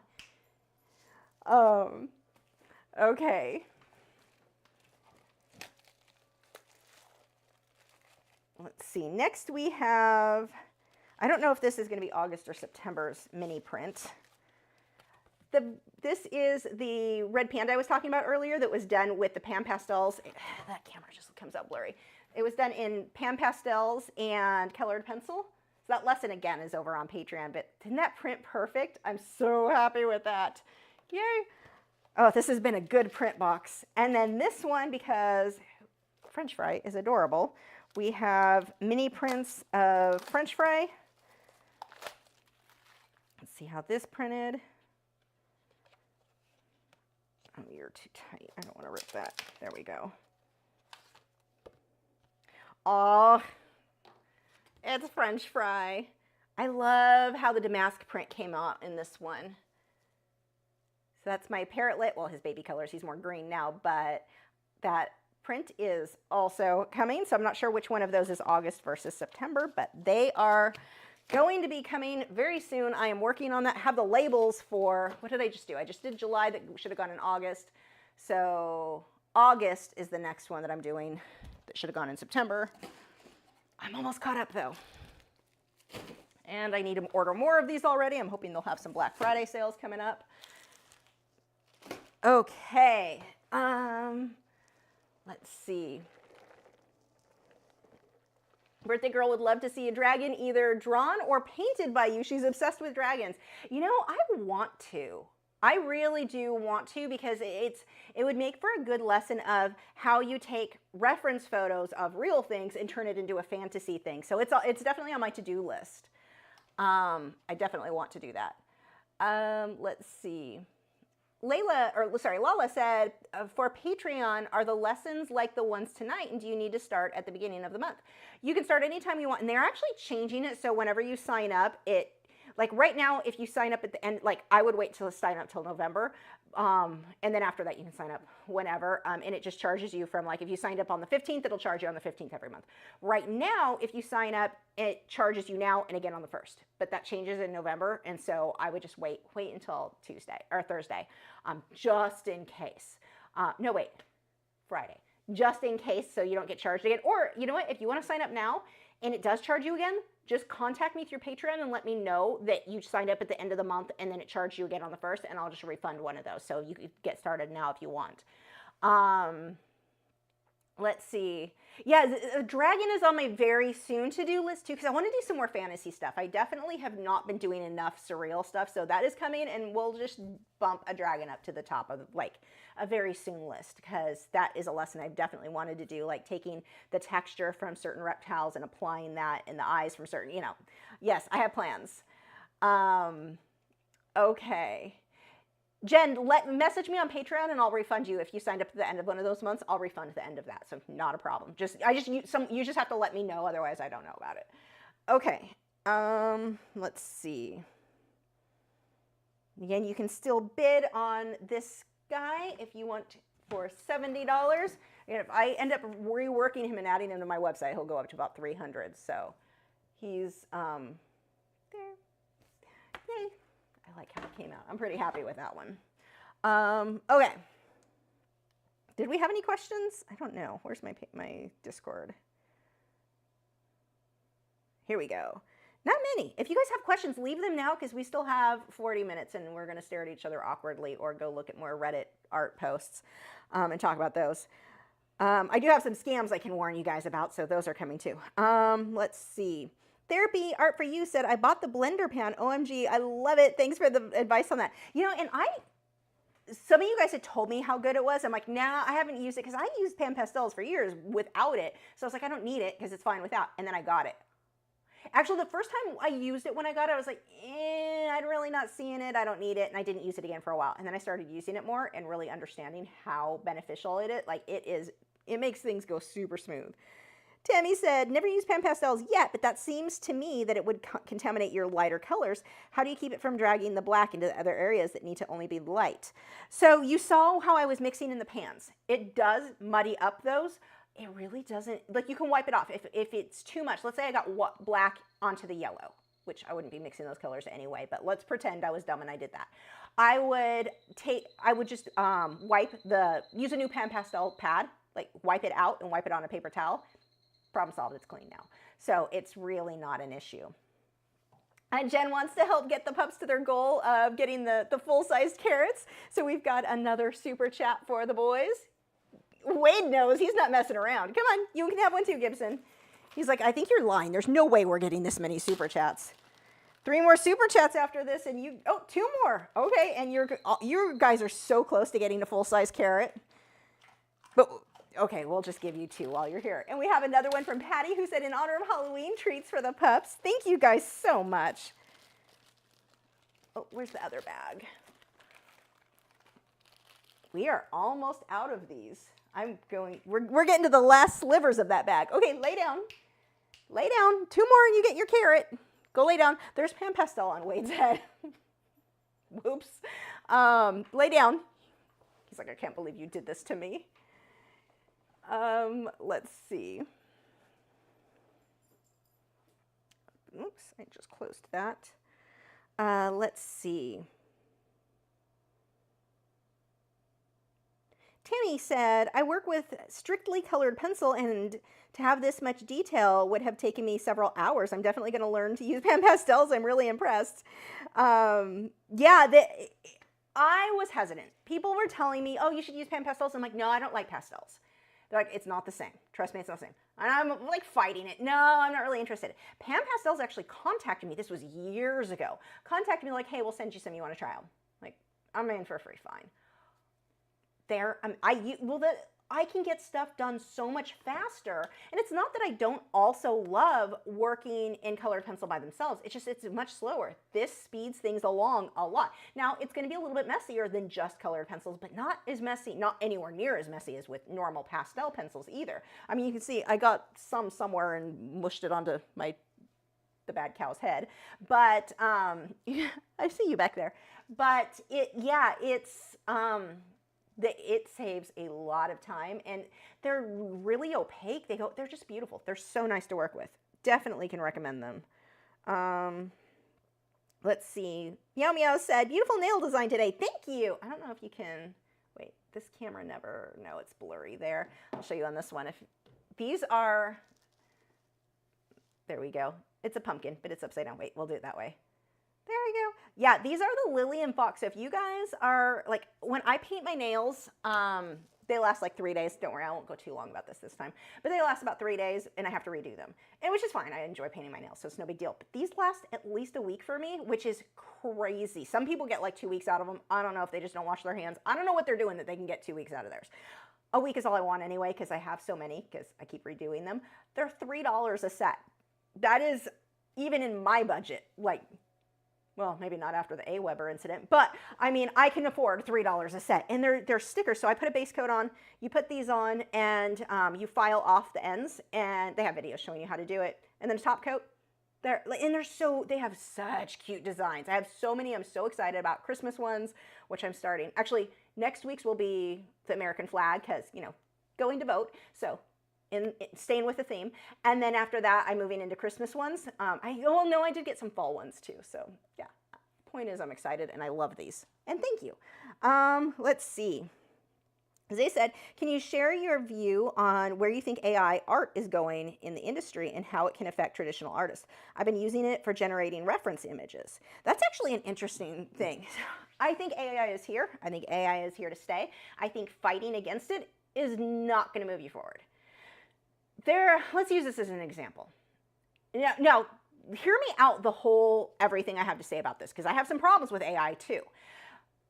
But to pretend that we can just anger it away is not realistic. It's just not going to happen. I think it's going to definitely hurt graphic designers. Graphic designers have been hurting for a while. That is not a profession I would recommend anyone go into if you have to pay for college, because you're not paying back those student loans. You're just not. It's a hard industry. It was already a hard industry, and now it got to the point where too many people can do things on their own. I don't hire somebody like web design. I couldn't afford to have someone to do my website, so I did my own. That's not to say there isn't a place for people who are web designers, but there isn't as big of a demand as you thought there would be, because so many of us are like, I'm just going to build my own WordPress site.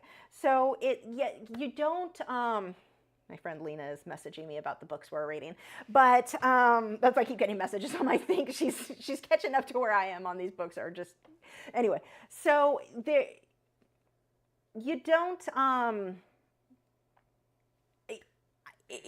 Those are the artists I think who are going to be the most hurt by it, because it's so easy to go into one of these AI apps and be like, I need a photo of a chipmunk holding a paintbrush. Bam, done. You're not hiring someone for that. So yeah, I think it is going to hurt them. Also, before we get back to this, we have for all you do for the pups and puppies, for all you do and the puppies. Thank you so much, Linda.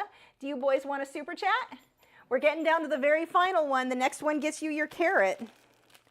I have to separate this because we're just like, seriously, there's not much left. That's it. They're like, wait, that was really little. I know, but one more and you get carrots. Thank you, Linda. Lay down, lay down. Don't give me sad puppy eyes. You're so close to a carrot, so just go lay down. Down, down. So yeah, I think that it is certainly bad for some artists, but graphic designers were already suffering. Like, I just don't think, no, there's no way around that. It's too easy for too many of us to do things on our own now.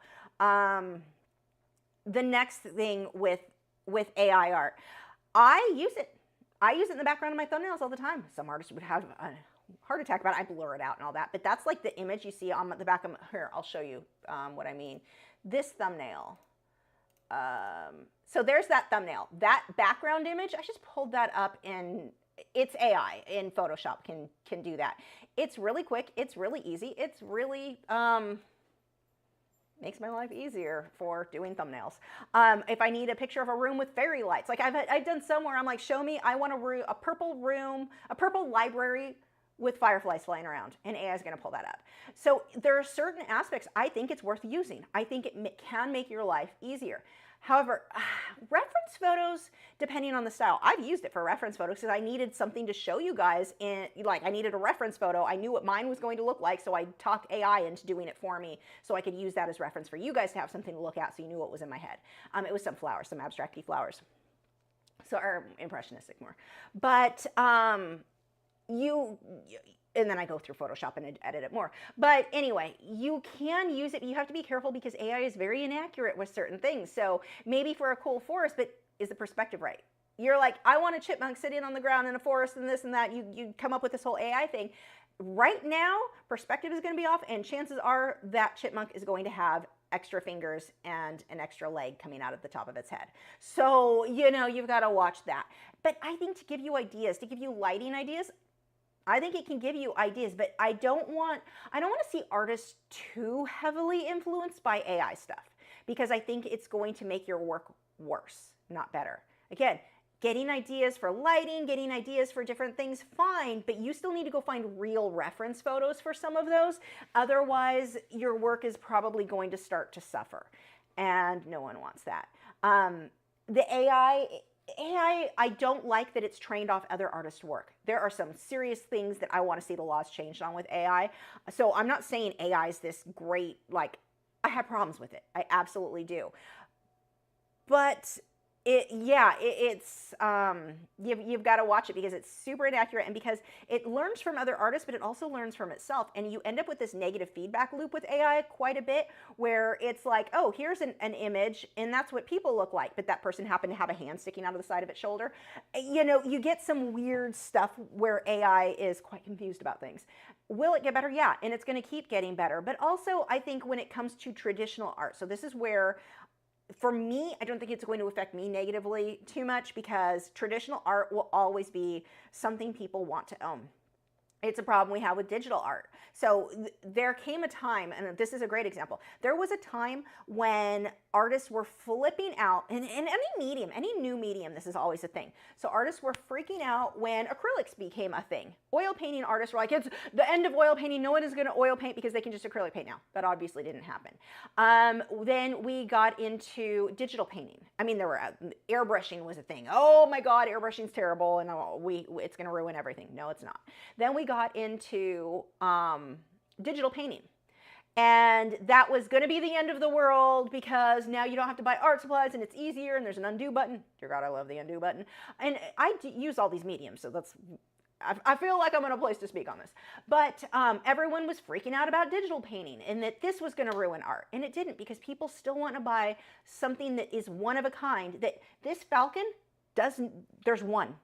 I can make another one that looks similar, but they're still one. They're never going to be exactly the same. So traditional art, I think, is always going to have a place. It's always going to be something people want in their homes. Does that mean that there will still be people who want a poster maybe of digital, of like an AI art, but the person who is willing to buy a poster to put on their wall in their home, which is not going to be the most high end of decor, let's be realistic, they are not the same, and then they like the AI stuff on top of it, they are not the same person who is going to buy my original art. So it's not that, I'm just not worried about it any more than somebody by saying like, oh, photography, that was another, photography is going to end the point, no one's going to do portraits, no one's going to paint anymore because we've got photography, so there's no need for art, they'll just use photos.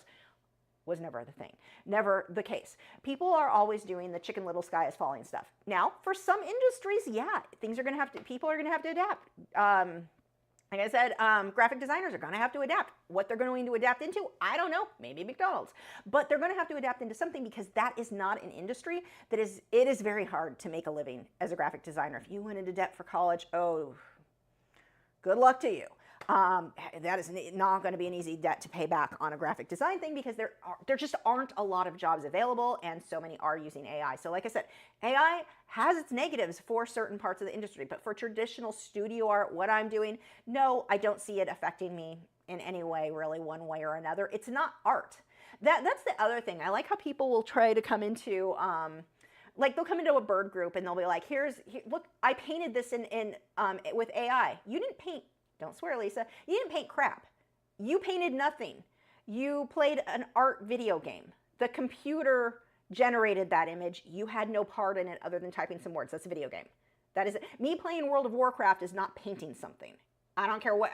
Look, I took a screenshot and I set it up and it's perfect and I painted. No, I didn't. I mean, okay, I have painted some World of Warcraft things, but like actual paintings. It's not the same thing. And so you have a lot of people who are like, want to pretend they're artists. Look, I did this AI painting. No, you did not. You did not. But anyway, yeah, and will it hurt some artists? Absolutely. Is it going to hurt me? No, I don't think that's something that is really of concern for me, but yeah. Let's see. But I don't think it's, like I said, I don't think it's not gonna take over traditional art any more than digital painting did, any more than acrylic painting. Like it's just one more, I don't even want to call it a medium though, because it's not real art. Like it's a computer generated image. It's not the same thing as art, is like a painting. So, yeah. I think also logo designers are going to be hurt by this. People who are making logos, because it's so easy to do. That doesn't mean it's a good logo, but that sort of thing I think is going to be hard. That's another industry, I think. I mean, there are certain industries, no matter what, that are going to be hurt by the it's automation. I mean, it's the same thing as like we're all self-checkout cashiers now, and that used to be a really good paying job. Like, God, back in the late 90s, you could make like $15, $16 an hour, which it was a lot back then, being a cashier, if you could get up to being a cashier. Now we're all the cashiers. So yeah, I mean, the industries and different things are always going to change, and there are going to be people who are affected by it, but I don't see AI art affecting traditional media artists who are painting and doing the studio art type work.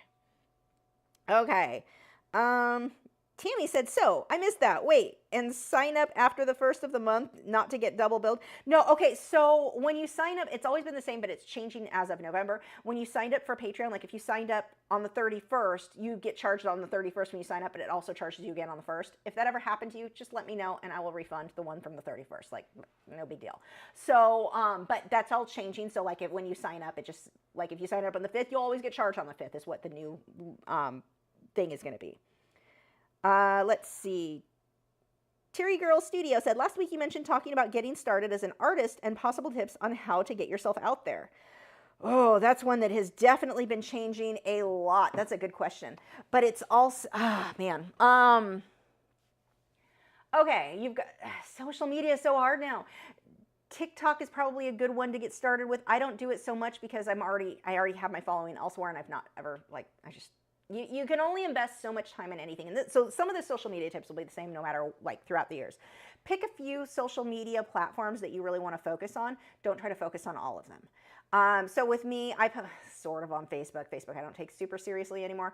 So I've been posting more personal stuff on like Twitter because it's fun to post photos of my birds and videos of them.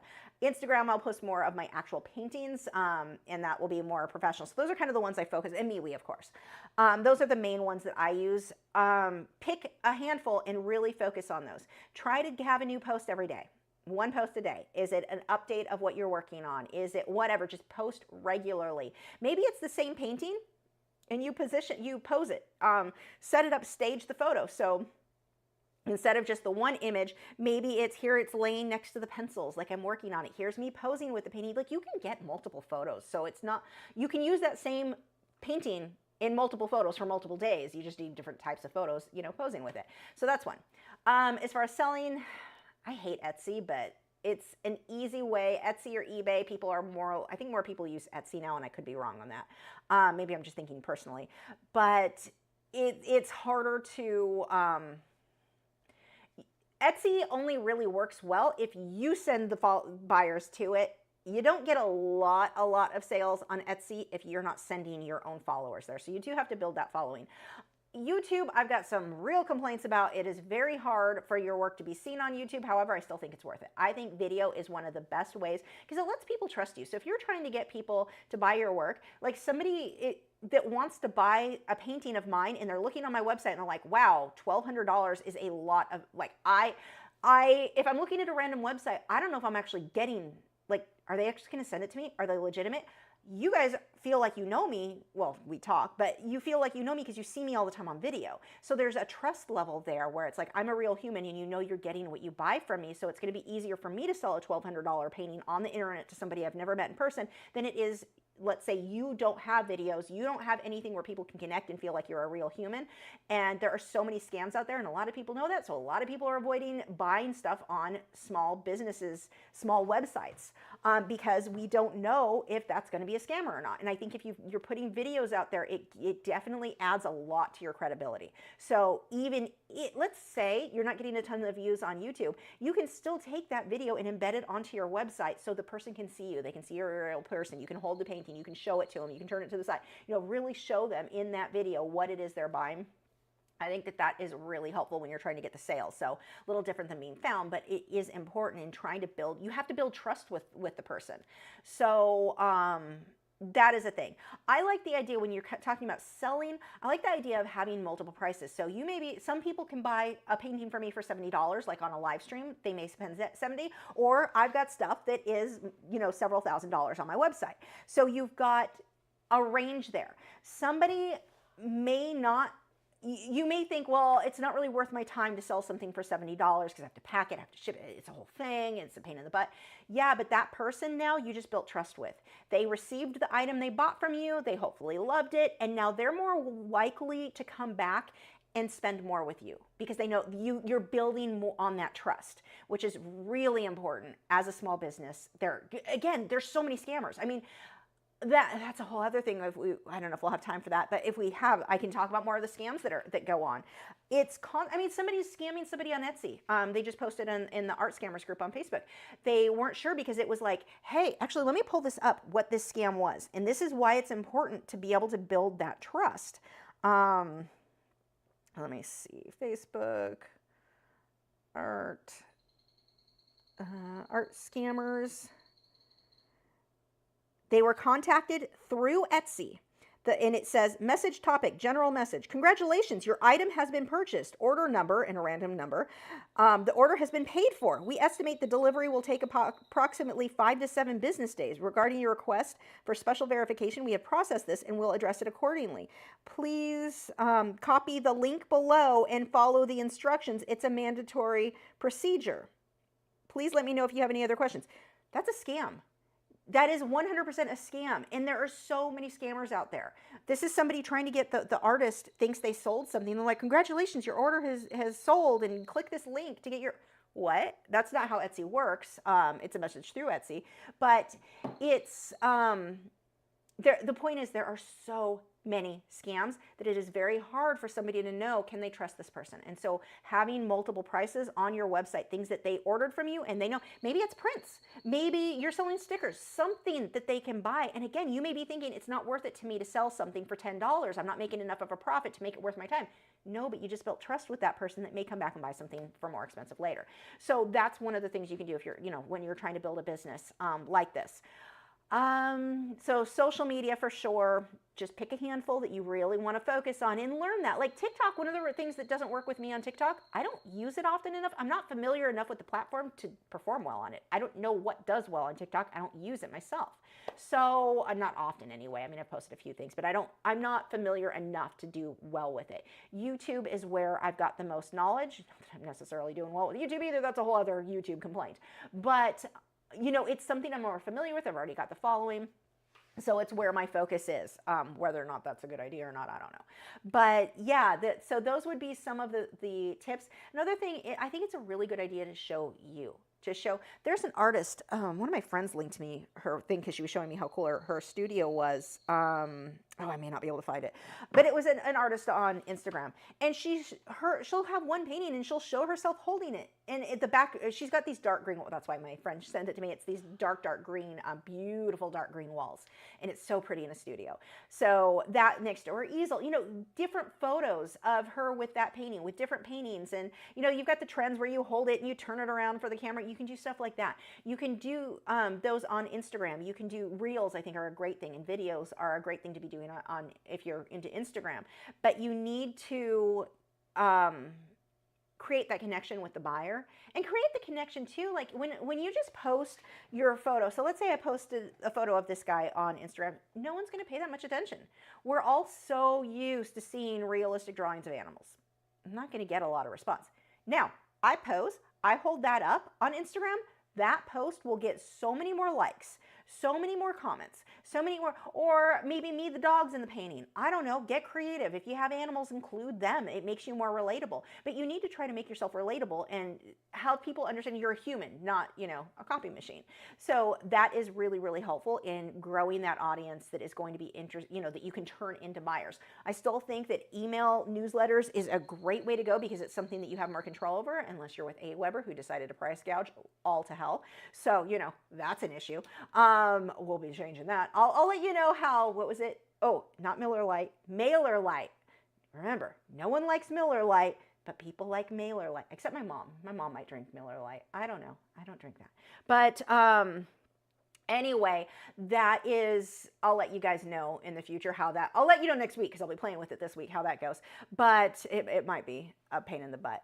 But these are all just things I think to keep in mind when you're creating a business. A lot of stuff on Reddit is like, oh, go local, sell local, do local art shows. Okay, if you can get into a local gallery, especially if you're newer, you're going to need someone you don't have to have a name, because most big galleries, you need to already have that name for yourself, and they want you bringing in the people to their gallery. That's like, it's got to work well for both of you. So the problem with selling local, like doing art shows, so we'll use this as an example. The city of, is it Frisco, Grapevine, Aubrey? Who the heck was it? One of the cities I've lived in. They have an art show every year, and it's in spring. It's like end of April or May, I forget which. But it was, I want to say, and I could be getting these facts wrong because I haven't paid attention to it in a while, because it was like, oh, hell no, I'm not doing that. They had contacted, other artists and they, hey, do you want to do this? $600 for an outdoor booth. You need to provide your own tent. So that's an additional cost. Now, if you are doing outdoor art shows and you have the setup, then it's worth it if you do it all the time. If you're doing one a year, it's not worth it. Like, I'm not even going to do aqua shell anymore. It's still, I don't make enough to make it worth my time. But it's, a fun event, but still, no. But the outdoor ones, outdoor in Texas in the spring. Any of you who live here know that's tornado season. That is not, and if the weather turns bad, you don't get that $600 back. You have to be there. And I think some of them will actually fine you if you don't, or not let you do it in the future if you leave early because the weather got bad. So you've got all of your art, your prints, things that can't get wet out in the, no. So a lot of these local things, depending on the time of year, depending on the weather, depending on, are they indoor or outdoor, I don't think it's worth it. You're not building like this huge following from doing an outdoor art show. you're just not. Now, that said, I do know artists who did build a following because they go to every art show, or every aquarium show, I should say. They do specialty things. So my friend Sam Scales, everyone knows, you know, within that industry who he is. Everyone knows who Nori is. She's awesome. And they both they sell prints. They sell just, their booths are usually, well, Nori puts more work into her booths, but she travels all over the country every weekend. She's at a show. And so it's worth it to her. She's built that name. But if you're just doing a few local shows, you're not building a following that way. I think you'll do better off online. Or even if you had local classes, you can kind of build more of a following than doing these art shows. So yeah, when people are always giving the advice to sell local, I mean, if you can, sure. But those sales are few and far between when you get into a gallery setting in most cases. And when it comes to these art shows, they're expensive and you're not like $600. I guarantee you, I would be lucky and I probably still wouldn't make that $600 back. So it's a wash. I'm out money that I had made for the prints. Usually when I do those shows, I might make 600, but if I paid 600, this is not making sense. Like, it's not, the math isn't mathing. So yeah, those are some things that I'm kind of like, my experience has not been amazing with that. Now, there are art shows that people make tons of money and they are very expensive to get in. And if you don't already have a name for yourself, you're not already making a lot of money, you know, where this is financially going to make sense. You've just got to factor all those. I think it's very easy for artists to get excited and think this is the way to go and I'm going to make tons of money. Also, we hit our goal from Zay. She said, happy Halloween, boys. The Lachri's heart you guys. Okay, wait here. I have to go get them their full-size carrots. Oh, they're going to be happy. Let me move this box so it doesn't get droll. I will be right back. We'll answer some more of your questions. Oh, my curtain thing is messed up here. Stay. The boys hit 10 super chats. They both get a full-time carrot or full-size carrot. I know. They worked hard laying there for free. Let's get almost out. Can you get more tomorrow? I need limes anyway. Oof. This one's broken, but it's really fat, so good enough. Oh, you guys know, huh? They know the sound of the carrot bag. Okay. We got our big carrots. Come get your super chat. Yay! That if you have dogs, like carrots it's good for their teeth to chew on. They love it. Thank you guys so much for helping them hit that. They definitely are happy. Oh, we can watch Gibson eat with his butt in the air. Apparently that's how we're gonna lay down and chew on that. Thank you so much. That was fun. That goal thing that YouTube did, that's definitely a fun addition. We'll have to do that regular. My view of Gibson right now, I don't know. There's my view, is Gibson's rear. Okay, let's see, what other questions do we have? We can listen to them chomp while we go through. Let's see. Ashley said, I'm also using it, I think we're talking about AI, to make reference photos that I draw in pastels and colored pencils. It's helping me fulfill more of the non-realistic stuff that's in my head but can't find a picture. Yeah, like I think that AI art for reference, like in that case, can definitely be helpful, like to fill in some of those gaps, but we still want to get real photos for real things. So yeah, it definitely has its place. Brittany said, I feel AI is going to hurt photographers. Yeah, maybe. I mean, photographers have had it kind of rough. Depends on what kind of photography. I don't think it's going to hurt them that much, honestly. What kind of photos? Because most, like, let's say they're a photographer who does product, like, stuff for a company. Everyone's got DSLRs and can take, you don't even have to be a good photographer to take good photo, to get a good photo out of it. That's like me with my camera. I don't know what I'm doing, but I can get great photos sometimes. I'd have to take a million to get those great ones, but it happens. AI art's not going to affect wedding photographers. They're not going to affect event photographers at all. I really don't think so. Now people may use AI to throw some kind of weird filter over it. Maybe for editing purposes. But AI can also help because there are programs now where I can take a photo, and I do this for you guys on Patreon, you know, with the reference photos you get sometimes, especially with the big cats, they're like far away, the lions or whatever, they'll be too far away and it's not crisp enough. The photo's just not close enough. I use this, it's technically an AI program, and it goes in, it fills that in, and it makes it crisper than the photo actually was, and now it's a great reference photo that otherwise I might not have shared with you. So it really depends. Gibson's still standing while eating his carrot for some reason. Whatever, if that makes the boy happy, we'll go with it. So yeah, AI's got, it's gonna, like everything, it's gonna have pros and cons. My main issue with it, like my big complaint, is that it's training itself off real artists' artwork. And because of the way the laws are written, if another artist copied so that close, another, like if I copied one of your paintings, so we'll say, who was here? Ashley was here. We'll say Ashley. I copied one of Ashley's, copied it. It was near exact. I mean, it was really close. She can sue me, and the law is going to side with her. That is how that works. However, with AI, there is some weird loophole that AI is able to use where they are copying so close it looks like that other artist. And there are plenty of examples of this where it has generated a painting. It's really just that other artist's painting that is not changed very much at all. And the laws have this loophole that is allowing that because it's not... It's a weird, I can't explain it all the way right. There are plenty of videos with legal jargon that explain all of this, and that definitely needs to change. So that is my main complaint. But other than that, I really don't have a problem with AI. Well, of course I don't. It doesn't threaten what I do. It's going to depend on the type of art that you do. And the main people, graphic designers have already been on the chopping block there for, like, that is not an easy thing to work in right now. They're probably one of the biggest being hit. I think also you have people using AI to do book covers and stuff. It looks cheesy.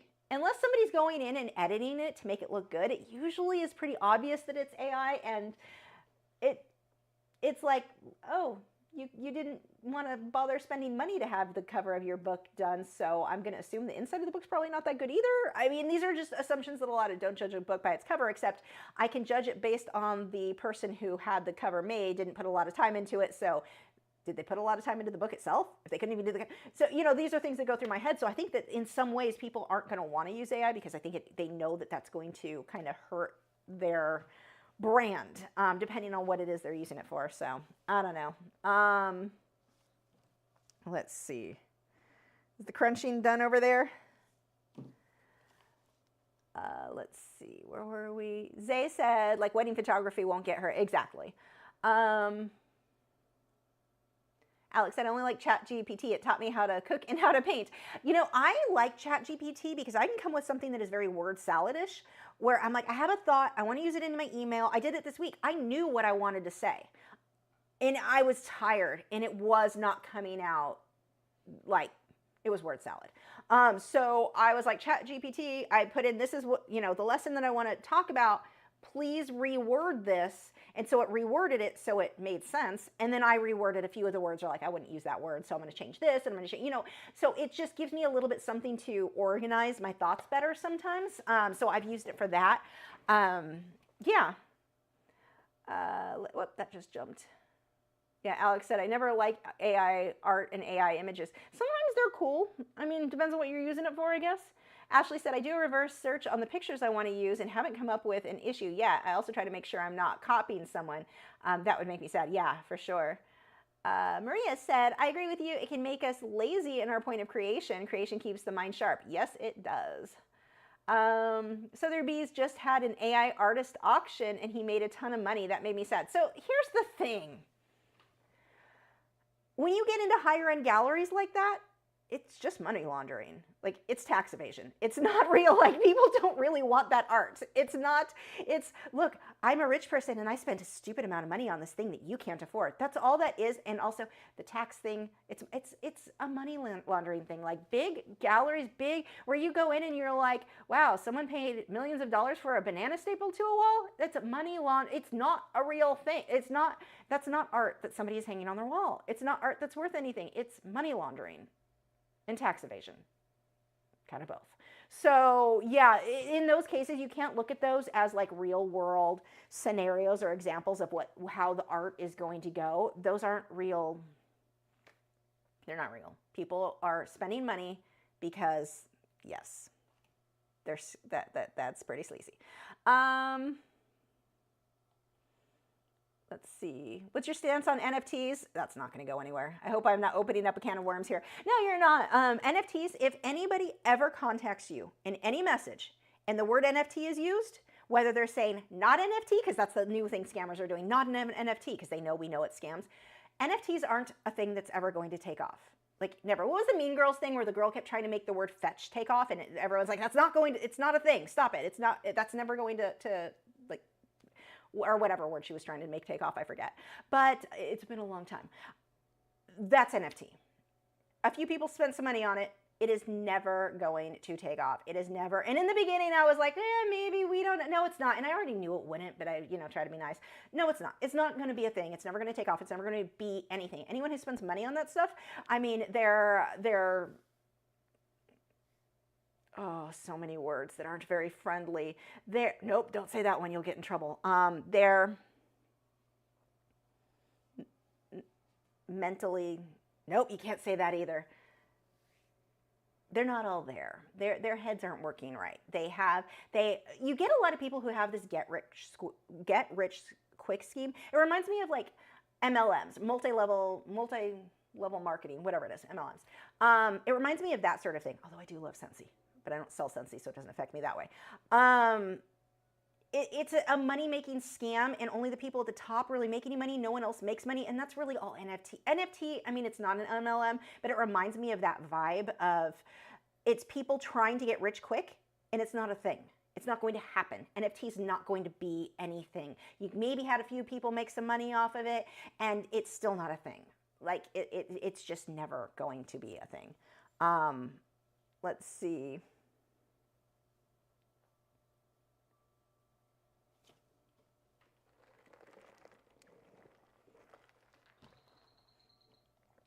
Oh, that just jumped. We're almost done here. Joseph said, my friend's company did a study to see how AI was being used in their offices. They found out that people made bullet points and had AI expanded out, then sent it to somebody that used AI to turn it back into bullet points. What? Oh my God. Wow.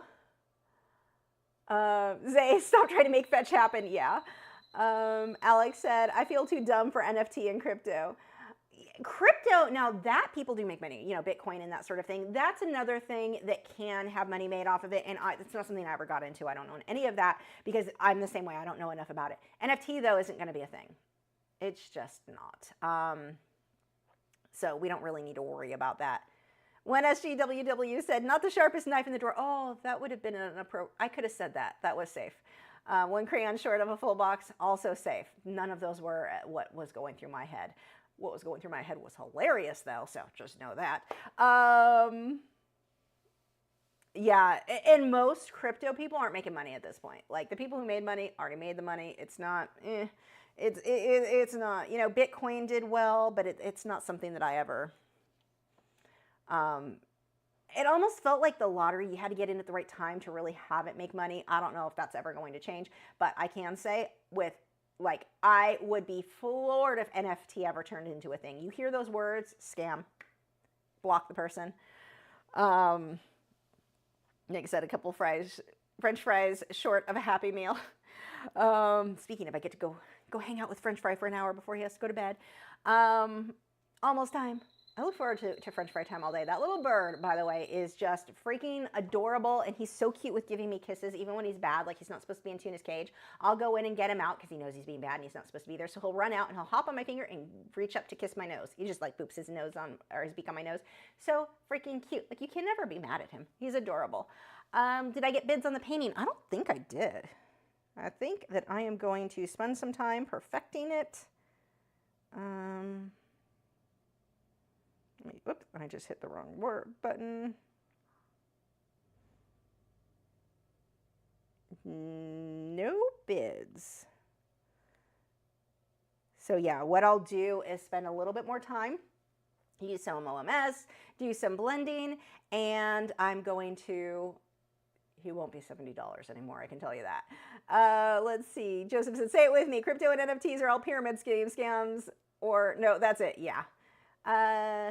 When SGWW said, I came in late, may I see it? You can. And yours should be there. You got your flowers, right? Oh, wait, that doesn't look good. He actually kind of looks better on this one, doesn't he? Oof. There he is. There was the finished guy. I love how he came out. And if anyone is watching this and they're like, oh no, I want to buy him for $70, whoever, if somebody messages me, I can still sell it to you for that price tonight. But after that, it will be, unless, well, whoever, first come, first serve sort of thing, he will be, I will be reworking some stuff, spending more time than charging like $350. Thank you.